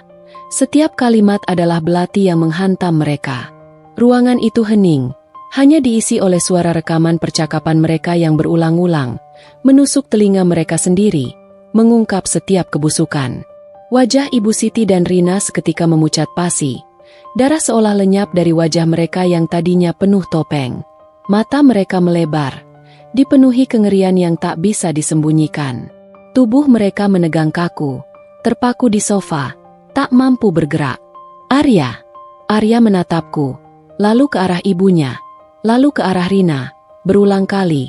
Tatapannya dipenuhi kebingungan, syok, dan akhirnya, horor yang membekukan. Dia tidak bisa lagi menyangkalnya. Rekaman itu adalah bukti tak terbantahkan, membeberkan setiap kebohongan dan sandiwara yang telah ia mainkan bersama keluarganya. Rahasianya kini terkuak. Jadi, kataku, dengan suara yang sama tenangnya saat aku mematikan rekaman itu. Keheningan yang tiba-tiba melanda terasa jauh lebih menusuk, lebih memekakan telinga daripada suara rekaman tadi. Ini rumah yang kalian inginkan, kan? Rumah yang kalian dapatkan dari tetesan keringatku, dari seluruh tabunganku yang kukuras habis, dari air mataku yang tak kalian lihat dan tak kalian hargai.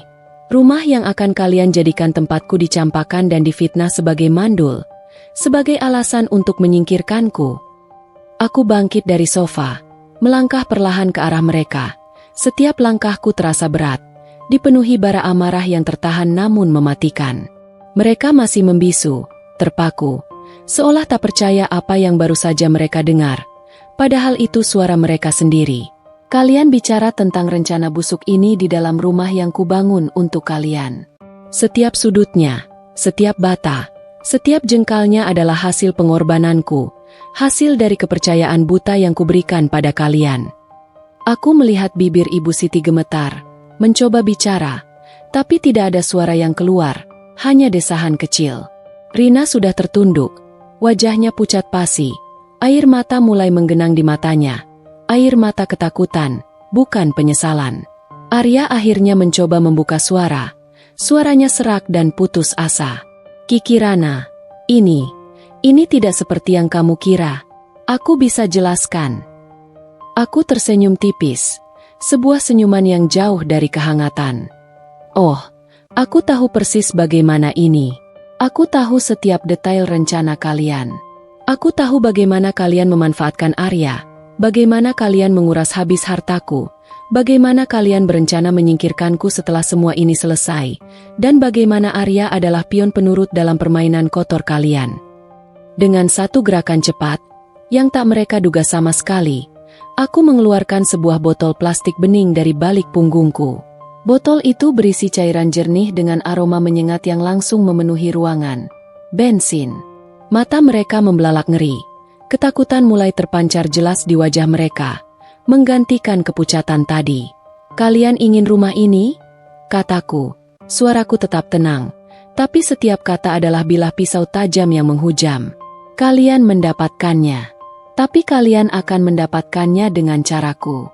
Dan kalian tidak akan pernah bisa menikmatinya.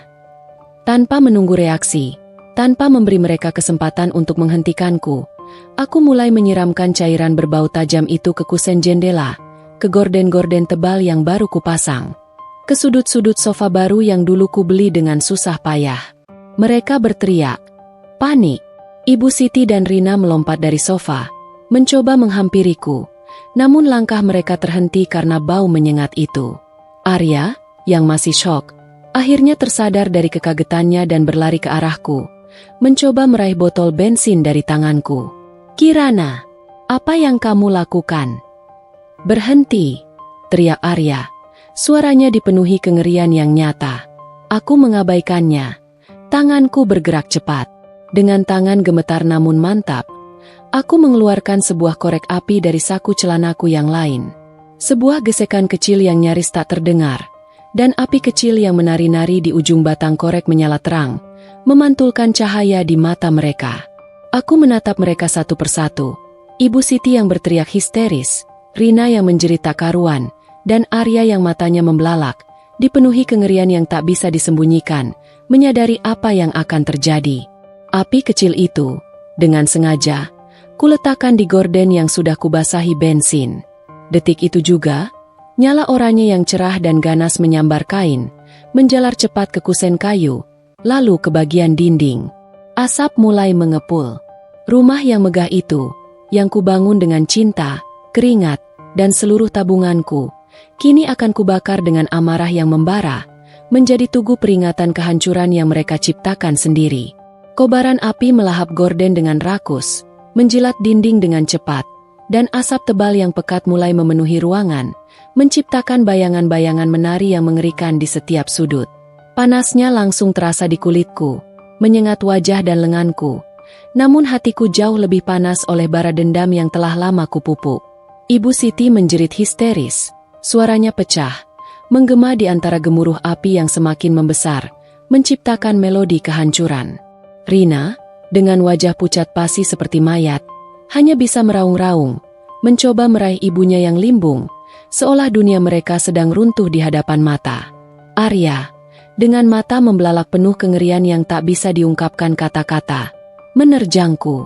Dia bergerak secepat kilat, seolah baru sadar dari mimpi buruk panjang. Kirana, hentikan. Apa yang kamu lakukan? Teriaknya. Suaranya dipenuhi campuran amarah, ketakutan yang mendalam, dan keputusasaan yang nyata. Dia mencoba merebut botol bensin yang sudah kosong dari tanganku. Namun aku sudah melemparnya jauh ke sudut ruangan yang belum terbakar. Dengan panik, ia kemudian berusaha memadamkan api dengan tangan kosong, menampar-nampar gorden yang terbakar, memukul-mukul dinding yang mulai menghitam. Namun api itu terlalu cepat dan terlalu ganas, seolah memiliki kehendaknya sendiri. Aku mundur beberapa langkah, menikmati pemandangan kekacauan yang kubuat. Ini bukan sekadar api yang membakar kayu dan kain. Ini adalah api yang membakar habis setiap lapisan kebohongan, setiap benang kemunafikan, dan setiap janji palsu dalam pengkhianatan yang telah mereka rajut dengan begitu rapi. Aku melihat ekspresi di wajah mereka satu persatu, syok yang mendalam, tak percaya bahwa aku sanggup melakukan ini, dan akhirnya, penyesalan yang terlalu terlambat untuk diperbaiki. "Kalian ingin rumah ini?" Suaraku meninggi, memotong jeritan Ibu Siti dan raungan Rina yang semakin menjadi-jadi. Suaraku kini tidak lagi tenang seperti sebelumnya, melainkan penuh kekuatan, menggelegar di tengah bisingnya api yang menjalar, seolah aku adalah hakim yang sedang menjatuhkan vonis. "Kalian mendapatkannya. Nikmati puing-puing hasil pengkhianatan kalian." Ibu Siti, yang tadinya hanya berteriak-teriak histeris, kini mulai merangkak di lantai, terbatuk-batuk karena asap yang semakin tebal, mencoba menyelamatkan beberapa barang, guci mahal, figura foto keluarga. Namun asap tebal sudah menyesakkan paru-paru dan panas api mendorongnya mundur. "Tidak! Rumahku! Rumah ini! Hasil jerih payah Arya!" teriaknya. Suaranya parau karena asap dan tangis, matanya melotot penuh kepanikan. Aku tertawa. Tawa yang pahit, nyaris tak bersuara, namun penuh kemenangan yang dingin. Jerih payah Arya? Atau jerih payahku? "Ibu, 500 juta rupiah tabunganku ludes untuk fondasi, untuk setiap bata, untuk setiap atap di atas kepala kalian. Kalian menyebutku mandul. Kalian berencana mencampakkanku setelah menguras habis hartaku dan memfitnahku. Dan sekarang kalian bicara tentang jerih payah." Kata-kataku adalah cambuk, menghantam mereka tepat di wajah. Arya akhirnya menyerah memadamkan api. Ia berdiri terpaku di tengah ruangan, batuk-batuk hebat karena asap yang menyesakkan, menatapku dengan mata yang basah, bukan hanya karena pedihnya asap, tapi juga karena air mata penyesalan yang mulai mengalir. Ada campuran penyesalan yang mendalam dan ketidakpercayaan yang membekas di wajahnya. Dia mungkin baru menyadari betapa bodohnya dia telah menjadi pion dalam permainan keluarganya sendiri. Dia telah kehilangan segalanya, bukan karena musuh, tapi karena keserakahannya yang membabi buta dan kepengecutannya. "Kiki Rana, maafkan aku. Aku tidak tahu. Aku tidak tahu rencana mereka sampai sejauh ini." Arya mencoba mendekatiku, tangannya terulur, seolah ingin meraih sisa-sisa diriku. Aku menepis tangannya dengan kasar, menolaknya mentah-mentah. "Tidak tahu. Omong kosong. Arya, aku punya rekaman percakapanmu dengan ibumu. Kamu tahu, kamu hanya terlalu pengecut untuk melawani mereka, terlalu serakah untuk menolak janji manis ibumu yang penuh tipuan."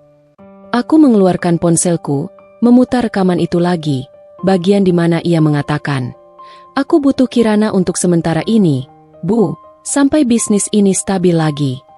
Suara itu memenuhi ruangan yang dipenuhi asap dan api, memperjelas kebusukannya, membenamkannya lebih dalam ke dalam rasa bersalah.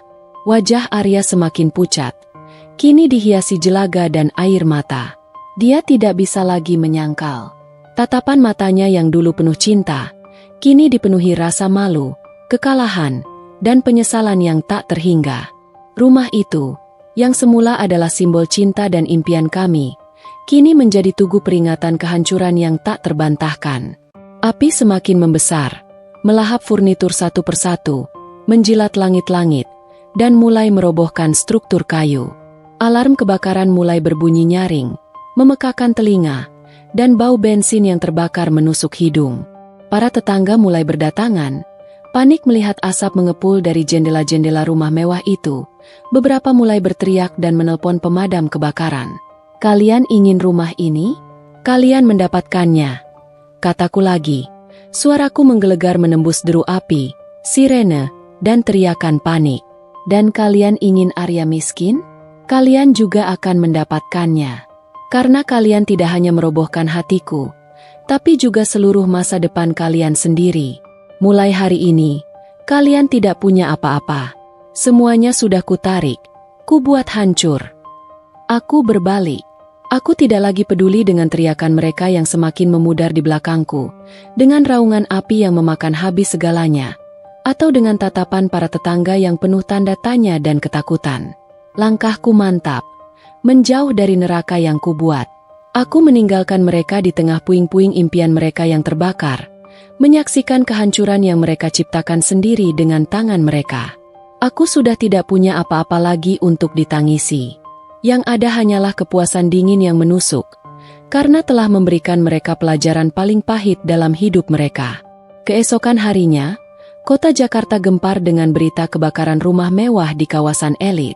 Api melahap habis semua yang ada, menyisakan kerangka hangus dan puing-puing berserakan. Berita itu menyebar cepat, menjadi santapan empuk media massa di seluruh penjuru negeri, bahkan menjadi trending topik di media sosial.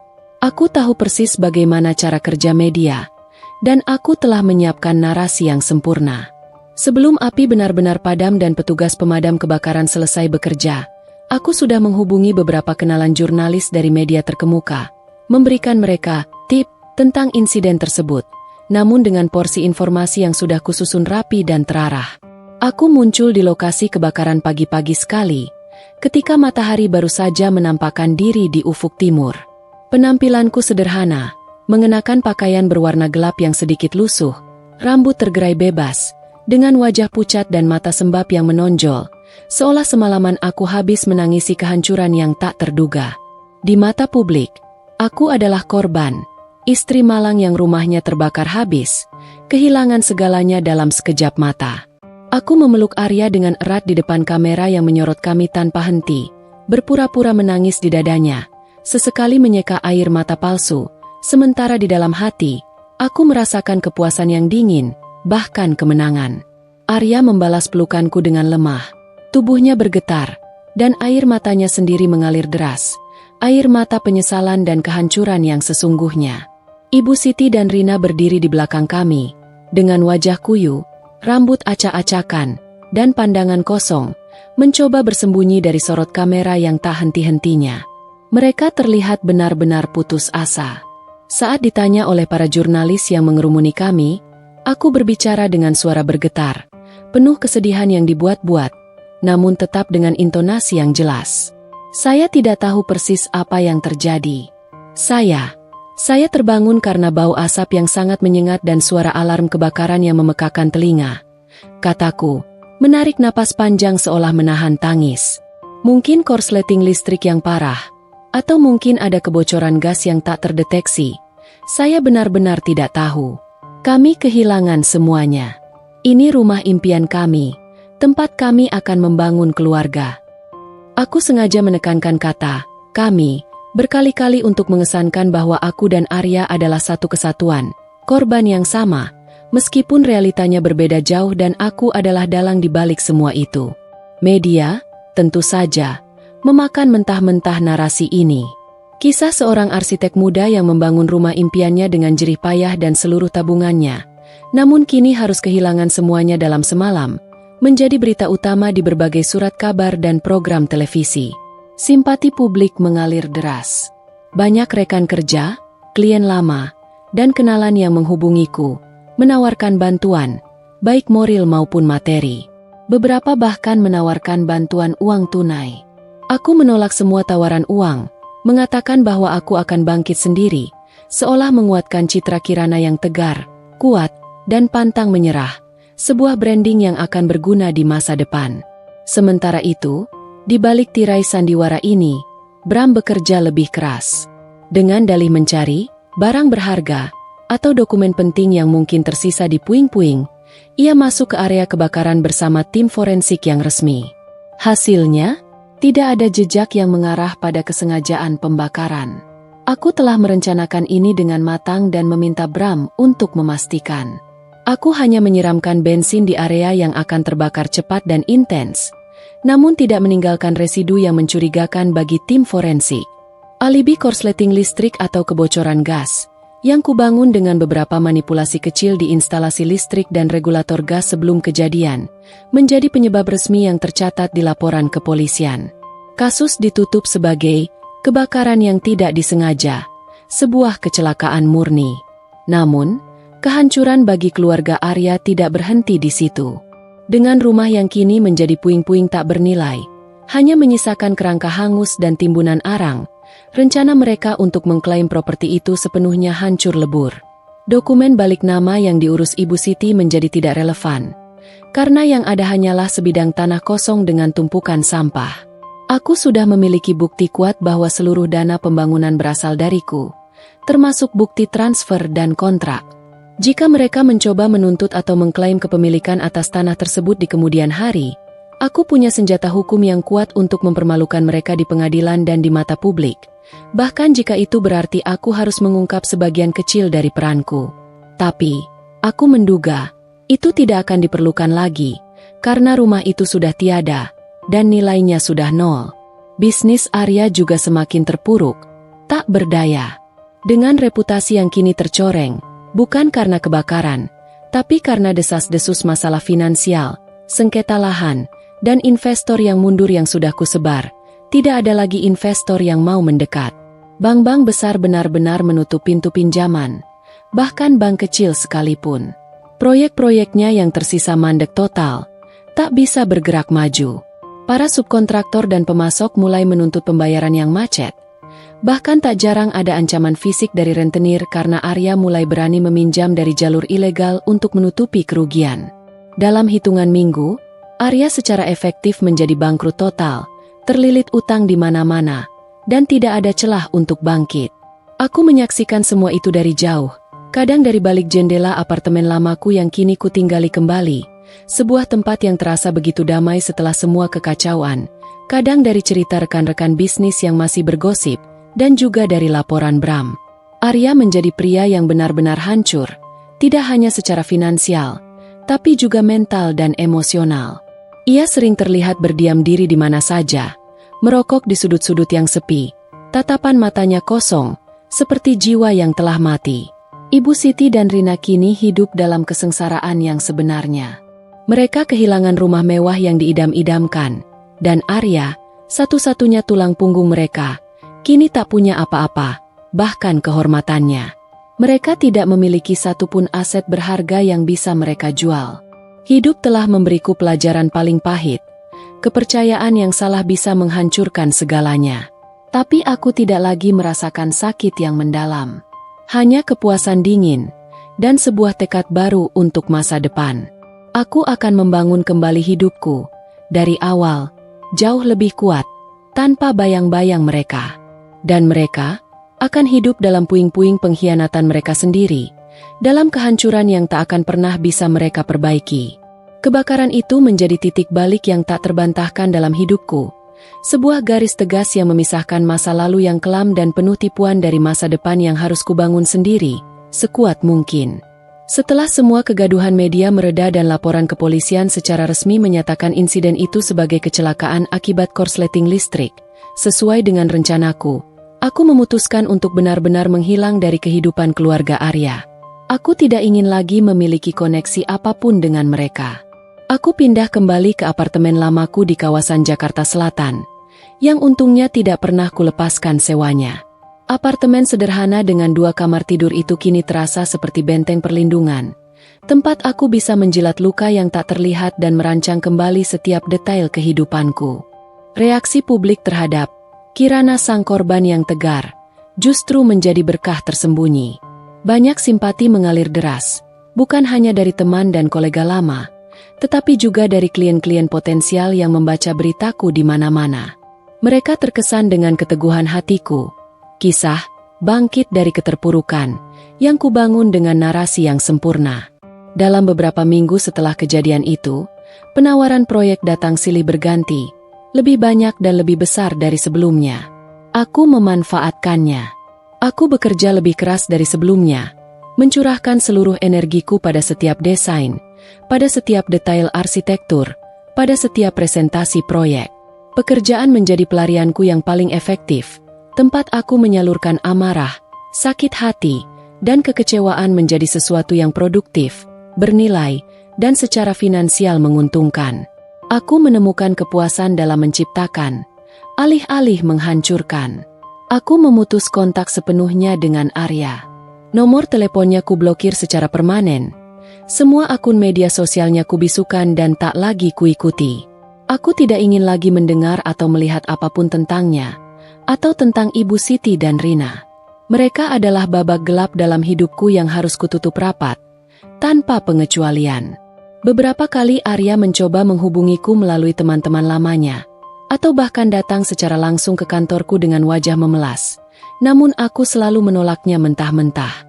Aku tidak ingin ada lagi penjelasan, tidak ada lagi permohonan maaf. Bagiku, mereka sudah mati dari kehidupanku. Bram, detektif swastaku, sesekali masih memberiku laporan terbaru tentang kondisi keluarga Arya. Dia tahu aku tidak akan bertanya, tapi dia merasa perlu memberitahuku. Mungkin karena tahu aku masih butuh kepastian atas kehancuran mereka. Bisnis properti Arya benar-benar kolaps total, tak bersisa. Proyek-proyeknya terbengkalai, namanya tercemar di seluruh industri properti, dan bank-bank menolak mentah-mentah setiap permohonan pinjaman baru. Dia terlilit utang besar dari bankir gelap dan kini hidup dalam ketakutan akan ancaman fisik. Ibu Siti dan Rina terpaksa menjual aset-aset kecil mereka, perhiasan yang dulu selalu mereka pamerkan, beberapa barang antik peninggalan keluarga, hanya untuk bertahan hidup dari hari ke hari. Mereka pindah ke rumah kontrakan kecil di pinggir kota yang sempit dan jauh dari hingar-bingar pusat kota. Jauh dari kehidupan mewah yang selalu mereka impikan. Rumah impian yang kubangun untuk mereka, kini hanya tinggal puing-puing gosong, sebuah monumen bisu keserakahan dan pengkhianatan mereka. Mendengar laporan-laporan itu, aku tidak merasakan euforia atau kegembiraan yang meluap-luap seperti yang kubayangkan sebelumnya. Hanya ada kepuasan yang dingin, sedikit pahit, dan sebuah kelegaan. Balas dendam memang telah terwujud. Namun ia tidak membawa kebahagiaan sejati yang abadi. Ia hanya mengosongkan tempat yang dulunya dipenuhi cinta, kepercayaan, dan harapan, menggantinya dengan ruang hampa. Aku menyadari bahwa meski mereka hancur, aku pun membawa luka yang tak terlihat, luka yang dalam. Luka akibat kepercayaan yang dikhianati, luka akibat cinta yang disalahgunakan, luka akibat harga diri yang diinjak-injak. Namun, di tengah puing-puing hati yang telah hancur itu, aku menemukan secercah harapan baru, sebuah cahaya kecil yang muncul dari kegelapan. Aku menyadari bahwa kehancuran yang mereka timbulkan itu juga memberiku sebuah kebebasan yang tak ternilai. Kebebasan dari ilusi, dari orang-orang toksik yang hanya memanfaatkan, dari sebuah hubungan yang sejatinya adalah jebakan yang merusak. Aku bisa memulai kembali semuanya, dari nol. Aku bisa membangun fondasi baru untuk hidupku, kali ini dengan material yang jauh lebih kuat dan kokoh, kejujuran pada diriku sendiri, integritas dalam setiap langkah, dan cinta yang tulus yang kurasakan, bukan dari orang lain, melainkan dari diriku sendiri. Aku mulai fokus sepenuhnya pada diriku sendiri. Mengembangkan diri secara profesional dan personal, belajar hal-hal baru di luar arsitektur, seperti kursus fotografi dan meditasi, bertemu teman-teman lama yang sempat kulupakan karena kesibukanku dengan Arya dan keluarganya. Aku bahkan mulai merencanakan sebuah proyek amal kecil, membangun rumah sederhana yang layak huni untuk beberapa keluarga miskin di daerah terpencil, menggunakan sebagian dari sisa dana daruratku. Itu adalah caraku untuk membersihkan jiwaku dari racun dendam yang sempat menguasai, mengubah energi negatif menjadi sesuatu yang positif dan bermanfaat bagi sesama. Hidup memang tak selalu sesuai rencana yang kita buat. Terkadang, kita harus membakar jembatan di belakang kita untuk bisa melangkah maju tanpa ragu. Api itu memang menghancurkan segalanya yang palsu, tapi juga membersihkan, menyisakan lahan kosong yang subur untuk ditanami harapan baru. Aku bukan lagi Kirana yang naif dan mudah percaya seperti dulu. Aku adalah Kirana yang lebih kuat, lebih bijaksana, dan jauh lebih tangguh. Aku telah melewati badai terburuk dalam hidupku, dan kini, Di tengah puing-puing masa lalu yang telah menjadi pelajaran berharga, aku siap menanam benih-benih masa depan yang lebih cerah, tanpa bayang-bayang pengkhianatan yang pernah menghantuiku. 3 tahun berlalu sejak api itu menghanguskan bukan hanya rumah, tetapi juga ilusi dalam hidupku. Duniaku kini terasa lebih luas dan nyata. Aku tidak lagi Kirana yang naif, yang terjebak dalam sangkar emas. Aku adalah seorang arsitek yang sukses, dikenal karena integritas dan inovasiku. Firma arsitektur tempatku bekerja dulu kini telah berubah menjadi Kirana Architects, sebuah biro yang kubangun dengan keringat, kerja keras, dan jaringan yang semakin kuat. Aku memimpin timku, merancang proyek-proyek besar, dan namaku semakin dikenal di industri. Proyek amal membangun rumah sederhana untuk keluarga miskin yang dulu kurancang, kini menjadi salah satu yayasan yang aktif. Aku tidak hanya mendesain, tetapi juga turun langsung, merasakan kebahagiaan tulus dari orang-orang yang kubantu. Ini adalah caraku untuk menyeimbangkan kegelapan masa lalu, sebuah bentuk penebusan diri yang tak pernah kusangka akan kubutuhkan. Meski demikian, bayangan masa lalu kadang masih mengikuti. Terkadang, di tengah kesibukanku, kilasan wajah Arya, Ibu Siti, atau Rina akan muncul. Bukan lagi dengan rasa sakit atau amarah yang membakar, melainkan dengan rasa miris. Mereka adalah pengingat akan seberapa jauh aku telah melangkah. Aku tidak pernah lagi mencari tahu kabar mereka secara langsung. Namun, dunia ini kecil, dan kabar buruk cenderung menyebar cepat. Melalui relasi lama atau sekadar gosip yang tak sengaja kudengar, aku tahu kehidupan mereka semakin merana. Bisnis Arya tidak pernah bangkit. Ia terlilit utang yang tak terbayar, dan namanya menjadi sinonim dengan kegagalan. Dengar-dengar, ia sempat mencoba peruntungan di kota lain, namun selalu berakhir sama. Reputasinya telah hancur total. Ibu Siti dan Rina, nasib mereka tak kalah tragis. Mereka hidup dalam kemiskinan yang dulu selalu mereka hindari dengan segala cara. Rumah kontrakan kecil yang mereka tinggali kerap berpindah-pindah karena kesulitan membayar sewa. Perhiasan dan barang berharga mereka sudah ludes terjual. Dari yang kudengar, hubungan mereka pun tidak lagi harmonis. Saling menyalahkan, mengungkit kegagalan Arya, dan meratapi nasib buruk yang menimpa mereka. Mereka adalah tawanan dari keserakahan mereka sendiri. Aku pernah secara tak sengaja melihat Arya di sebuah pusat perbelanjaan. Ia tampak jauh lebih tua dari usianya. Pakaiannya lusuh, tatapan matanya kosong. Ia terlihat seperti bayangan dari Arya yang kukenal dulu. Sosok yang dulu pernah kupuja. Ada sedikit rasa iba yang muncul, sesaat, namun langsung kutepis. Rasa iba itu tidak sebanding dengan rasa sakit dan pengkhianatan yang telah ia biarkan terjadi. Aku memilih untuk berbalik dan berjalan pergi. Tak ingin dia menyadari keberadaanku. Pertemuan itu menegaskan bahwa ia telah mendapatkan apa yang pantas ia dapatkan. Sejak kejadian itu, aku menjadi pribadi yang lebih berhati-hati dalam mempercayai orang, terutama dalam urusan hati dan finansial. Namun, aku tidak menjadi dingin atau sinis. Justru sebaliknya, aku belajar untuk menghargai koneksi yang tulus, persahabatan yang murni, dan kebaikan yang datang tanpa pamrih. Aku menemukan kebahagiaan sejati dalam pencapaianku sendiri, dalam kemampuanku untuk bangkit, dan dalam kontribusiku kepada masyarakat.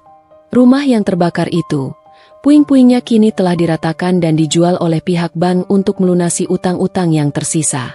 Tidak ada lagi jejak pengkhianatan di sana. Hanya ada lahan kosong yang menunggu untuk dibangun kembali, oleh tangan-tangan yang lebih jujur, dengan fondasi yang lebih kuat. Aku melihat ke depan, ke cakrawala yang kini membentang luas. Masa lalu adalah pelajaran, bukan beban. Jejak pengkhianatan memang ada, namun ia hanya berfungsi sebagai pengingat betapa kuatnya aku bisa berdiri sendiri, dan betapa berharganya hidup yang kubangun dengan integritas. Kirana yang baru telah lahir dari abu, siap untuk menulis bab-bab selanjutnya dalam kisahnya. Bab-bab yang penuh dengan harapan, kekuatan, dan kebahagiaan yang sejati. 3 tahun telah berlalu sejak bara api itu memudar dan meninggalkan jejak gosong di tanah bekas rumah impian, atau neraka, itu. Jejak itu bukan hanya pada fisik bangunan, melainkan juga pada jiwaku. Namun, waktu, seperti yang sering dikatakan orang, adalah penyembuh terbaik. Api pembalasan yang dulu membara di dadaku kini telah digantikan oleh nyala kecil yang lebih hangat. Nyala semangat untuk membangun kembali. Aku tidak lagi sekadar Kirana yang membalas dendam. Aku adalah Kirana yang sedang membangun, bukan hanya bangunan, tetapi juga kehidupan yang lebih bermakna.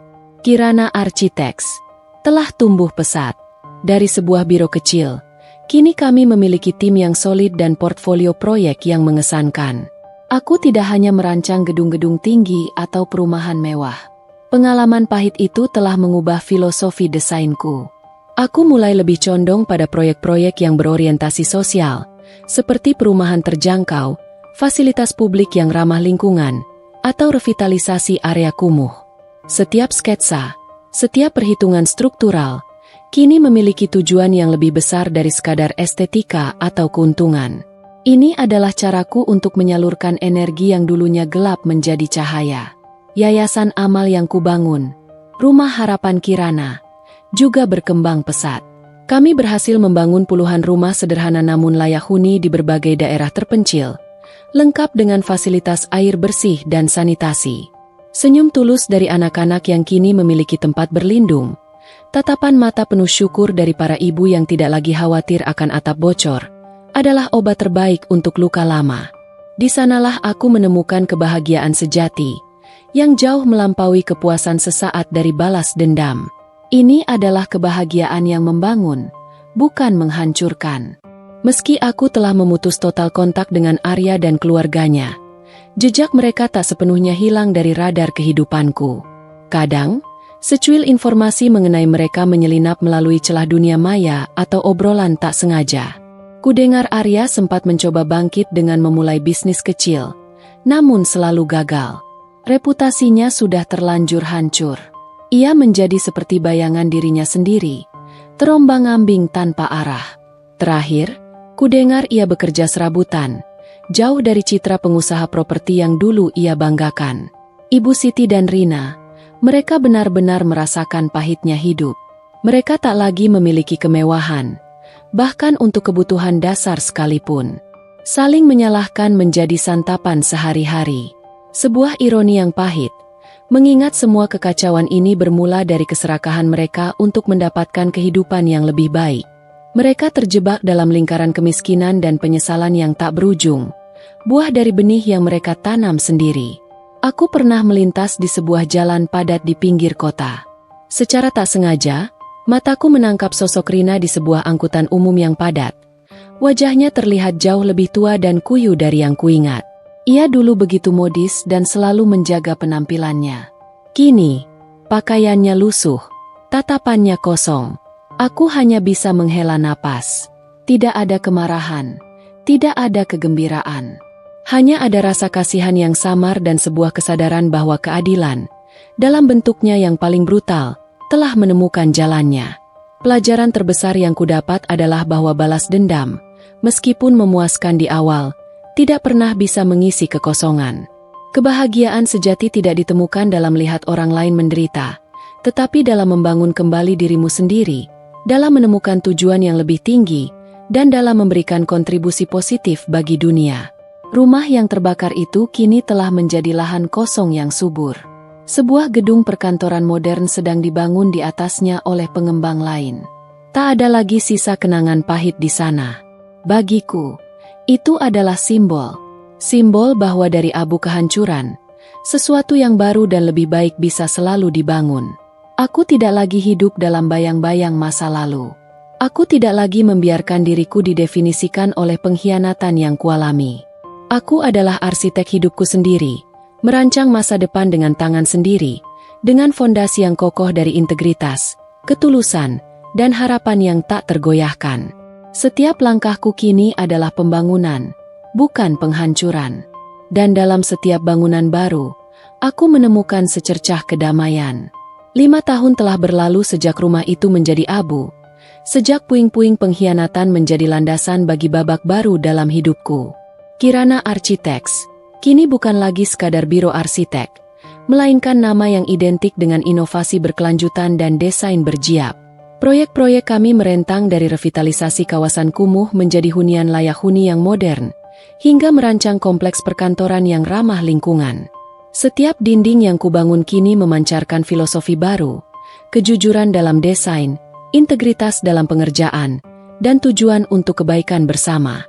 Proyek Amal, Rumah Harapan Kirana, telah berkembang menjadi yayasan nasional, menjangkau lebih banyak desa dan kota di seluruh Indonesia. Aku tidak lagi hanya terlibat dalam desain, aku aktif dalam penggalangan dana, menjalin kemitraan dengan pemerintah daerah dan berbagai perusahaan, serta menginspirasi lebih banyak arsitek muda untuk berkontribusi pada masyarakat. Kebahagiaan yang kudapatkan dari melihat senyum di wajah ribuan keluarga yang kini memiliki atap di atas kepala mereka, adalah kebahagiaan yang tak terhingga, jauh melampaui kepuasan apapun dari balas dendam. Dunia ini memang kecil, dan terkadang, jejak masa lalu muncul tanpa diduga. Aku pernah mendengar dari seorang teman lama bahwa Arya sempat mendekam di penjara beberapa bulan karena kasus penipuan yang melibatkan utang piutang. Setelah bebas, ia benar-benar hidup di jalanan, menjadi gelandangan. Terakhir kali aku mendengar, ia berada di sebuah panti sosial, sakit-sakitan. Ibu Siti dan Rina, mereka masih terpaksa hidup berpindah-pindah, terjebak dalam lingkaran kemiskinan dan penyesalan yang tak berujung. Mereka sering bertengkar, saling menyalahkan atas nasib buruk yang menimpa mereka. Mendengar itu, tidak ada lagi kilasan kemarahan, hanya desahan napas lelah. Mereka telah memetik buah dari keserakahan mereka sendiri. Aku tidak lagi mencari tahu kabar mereka, dan aku tidak ingin mereka tahu kabarku. Bagiku, babak itu sudah benar-benar tertutup. Hidupku kini dipenuhi oleh hal-hal positif. Aku menjalin pertemanan baru yang tulus, menemukan mentor-mentor yang inspiratif, dan belajar untuk membuka hatiku lagi, dengan lebih bijaksana. Aku bertemu dengan seorang pria bernama Reza. Dia seorang insinyur sipil yang bekerja di salah satu proyek sosial yayasanku. Reza tidak punya latar belakang keluarga yang mewah atau ambisi yang menggebu-gebu untuk kekayaan. Dia adalah pria sederhana, jujur, dan memiliki hati yang tulus. Kami sering berdiskusi tentang proyek, tentang masyarakat, tentang impian kami untuk masa depan yang lebih baik. Dia melihat Kirana apa adanya, bukan sebagai korban atau sebagai arsitek sukses yang bergelimang harta. Dia melihat Kirana yang kuat, yang berdedikasi, dan yang penuh kasih. Hubungan kami tumbuh perlahan, organik, dibangun di atas fondasi kepercayaan dan penghargaan yang tulus. Tidak ada drama, tidak ada kepalsuan, hanya kejujuran yang menenangkan. Bersamanya, aku belajar bahwa cinta sejati bukanlah tentang kepemilikan atau keuntungan, melainkan tentang dukungan, pengertian, dan kebersamaan dalam membangun sesuatu yang bermakna. Kami sering menghabiskan sore hari di kafe sederhana, merencanakan proyek-proyek masa depan yayasan, atau sekadar berbagi cerita tentang hari kami. Senyumnya yang hangat dan matanya yang penuh pengertian adalah penawar terbaik untuk setiap luka lama. Rumah di mana api pembalasan itu berkobar kini telah berdiri megah kembali. Sebuah gedung perkantoran modern menjulang tinggi di atas lahan bekas puing. Aku sering melewatinya, dan setiap kali, aku tersenyum tipis. Bukan karena kenangan pahit, melainkan karena kesadaran bahwa dari kehancuran yang kualami, aku telah membangun sesuatu yang jauh lebih besar dan lebih berarti, kebahagiaan sejatiku sendiri. Aku tidak lagi hidup dalam bayang-bayang masa lalu. Aku tidak lagi membiarkan diriku didefinisikan oleh pengkhianatan yang kualami. Aku adalah arsitek kebahagiaanku sendiri, merancang masa depan dengan tangan sendiri, dengan fondasi yang kokoh dari integritas, ketulusan, dan harapan yang tak tergoyahkan. Setiap langkahku kini adalah pembangunan, bukan penghancuran. Dan dalam setiap bangunan baru, dalam setiap senyum yang kutemui, aku menemukan makna hidup yang sesungguhnya. Tamat.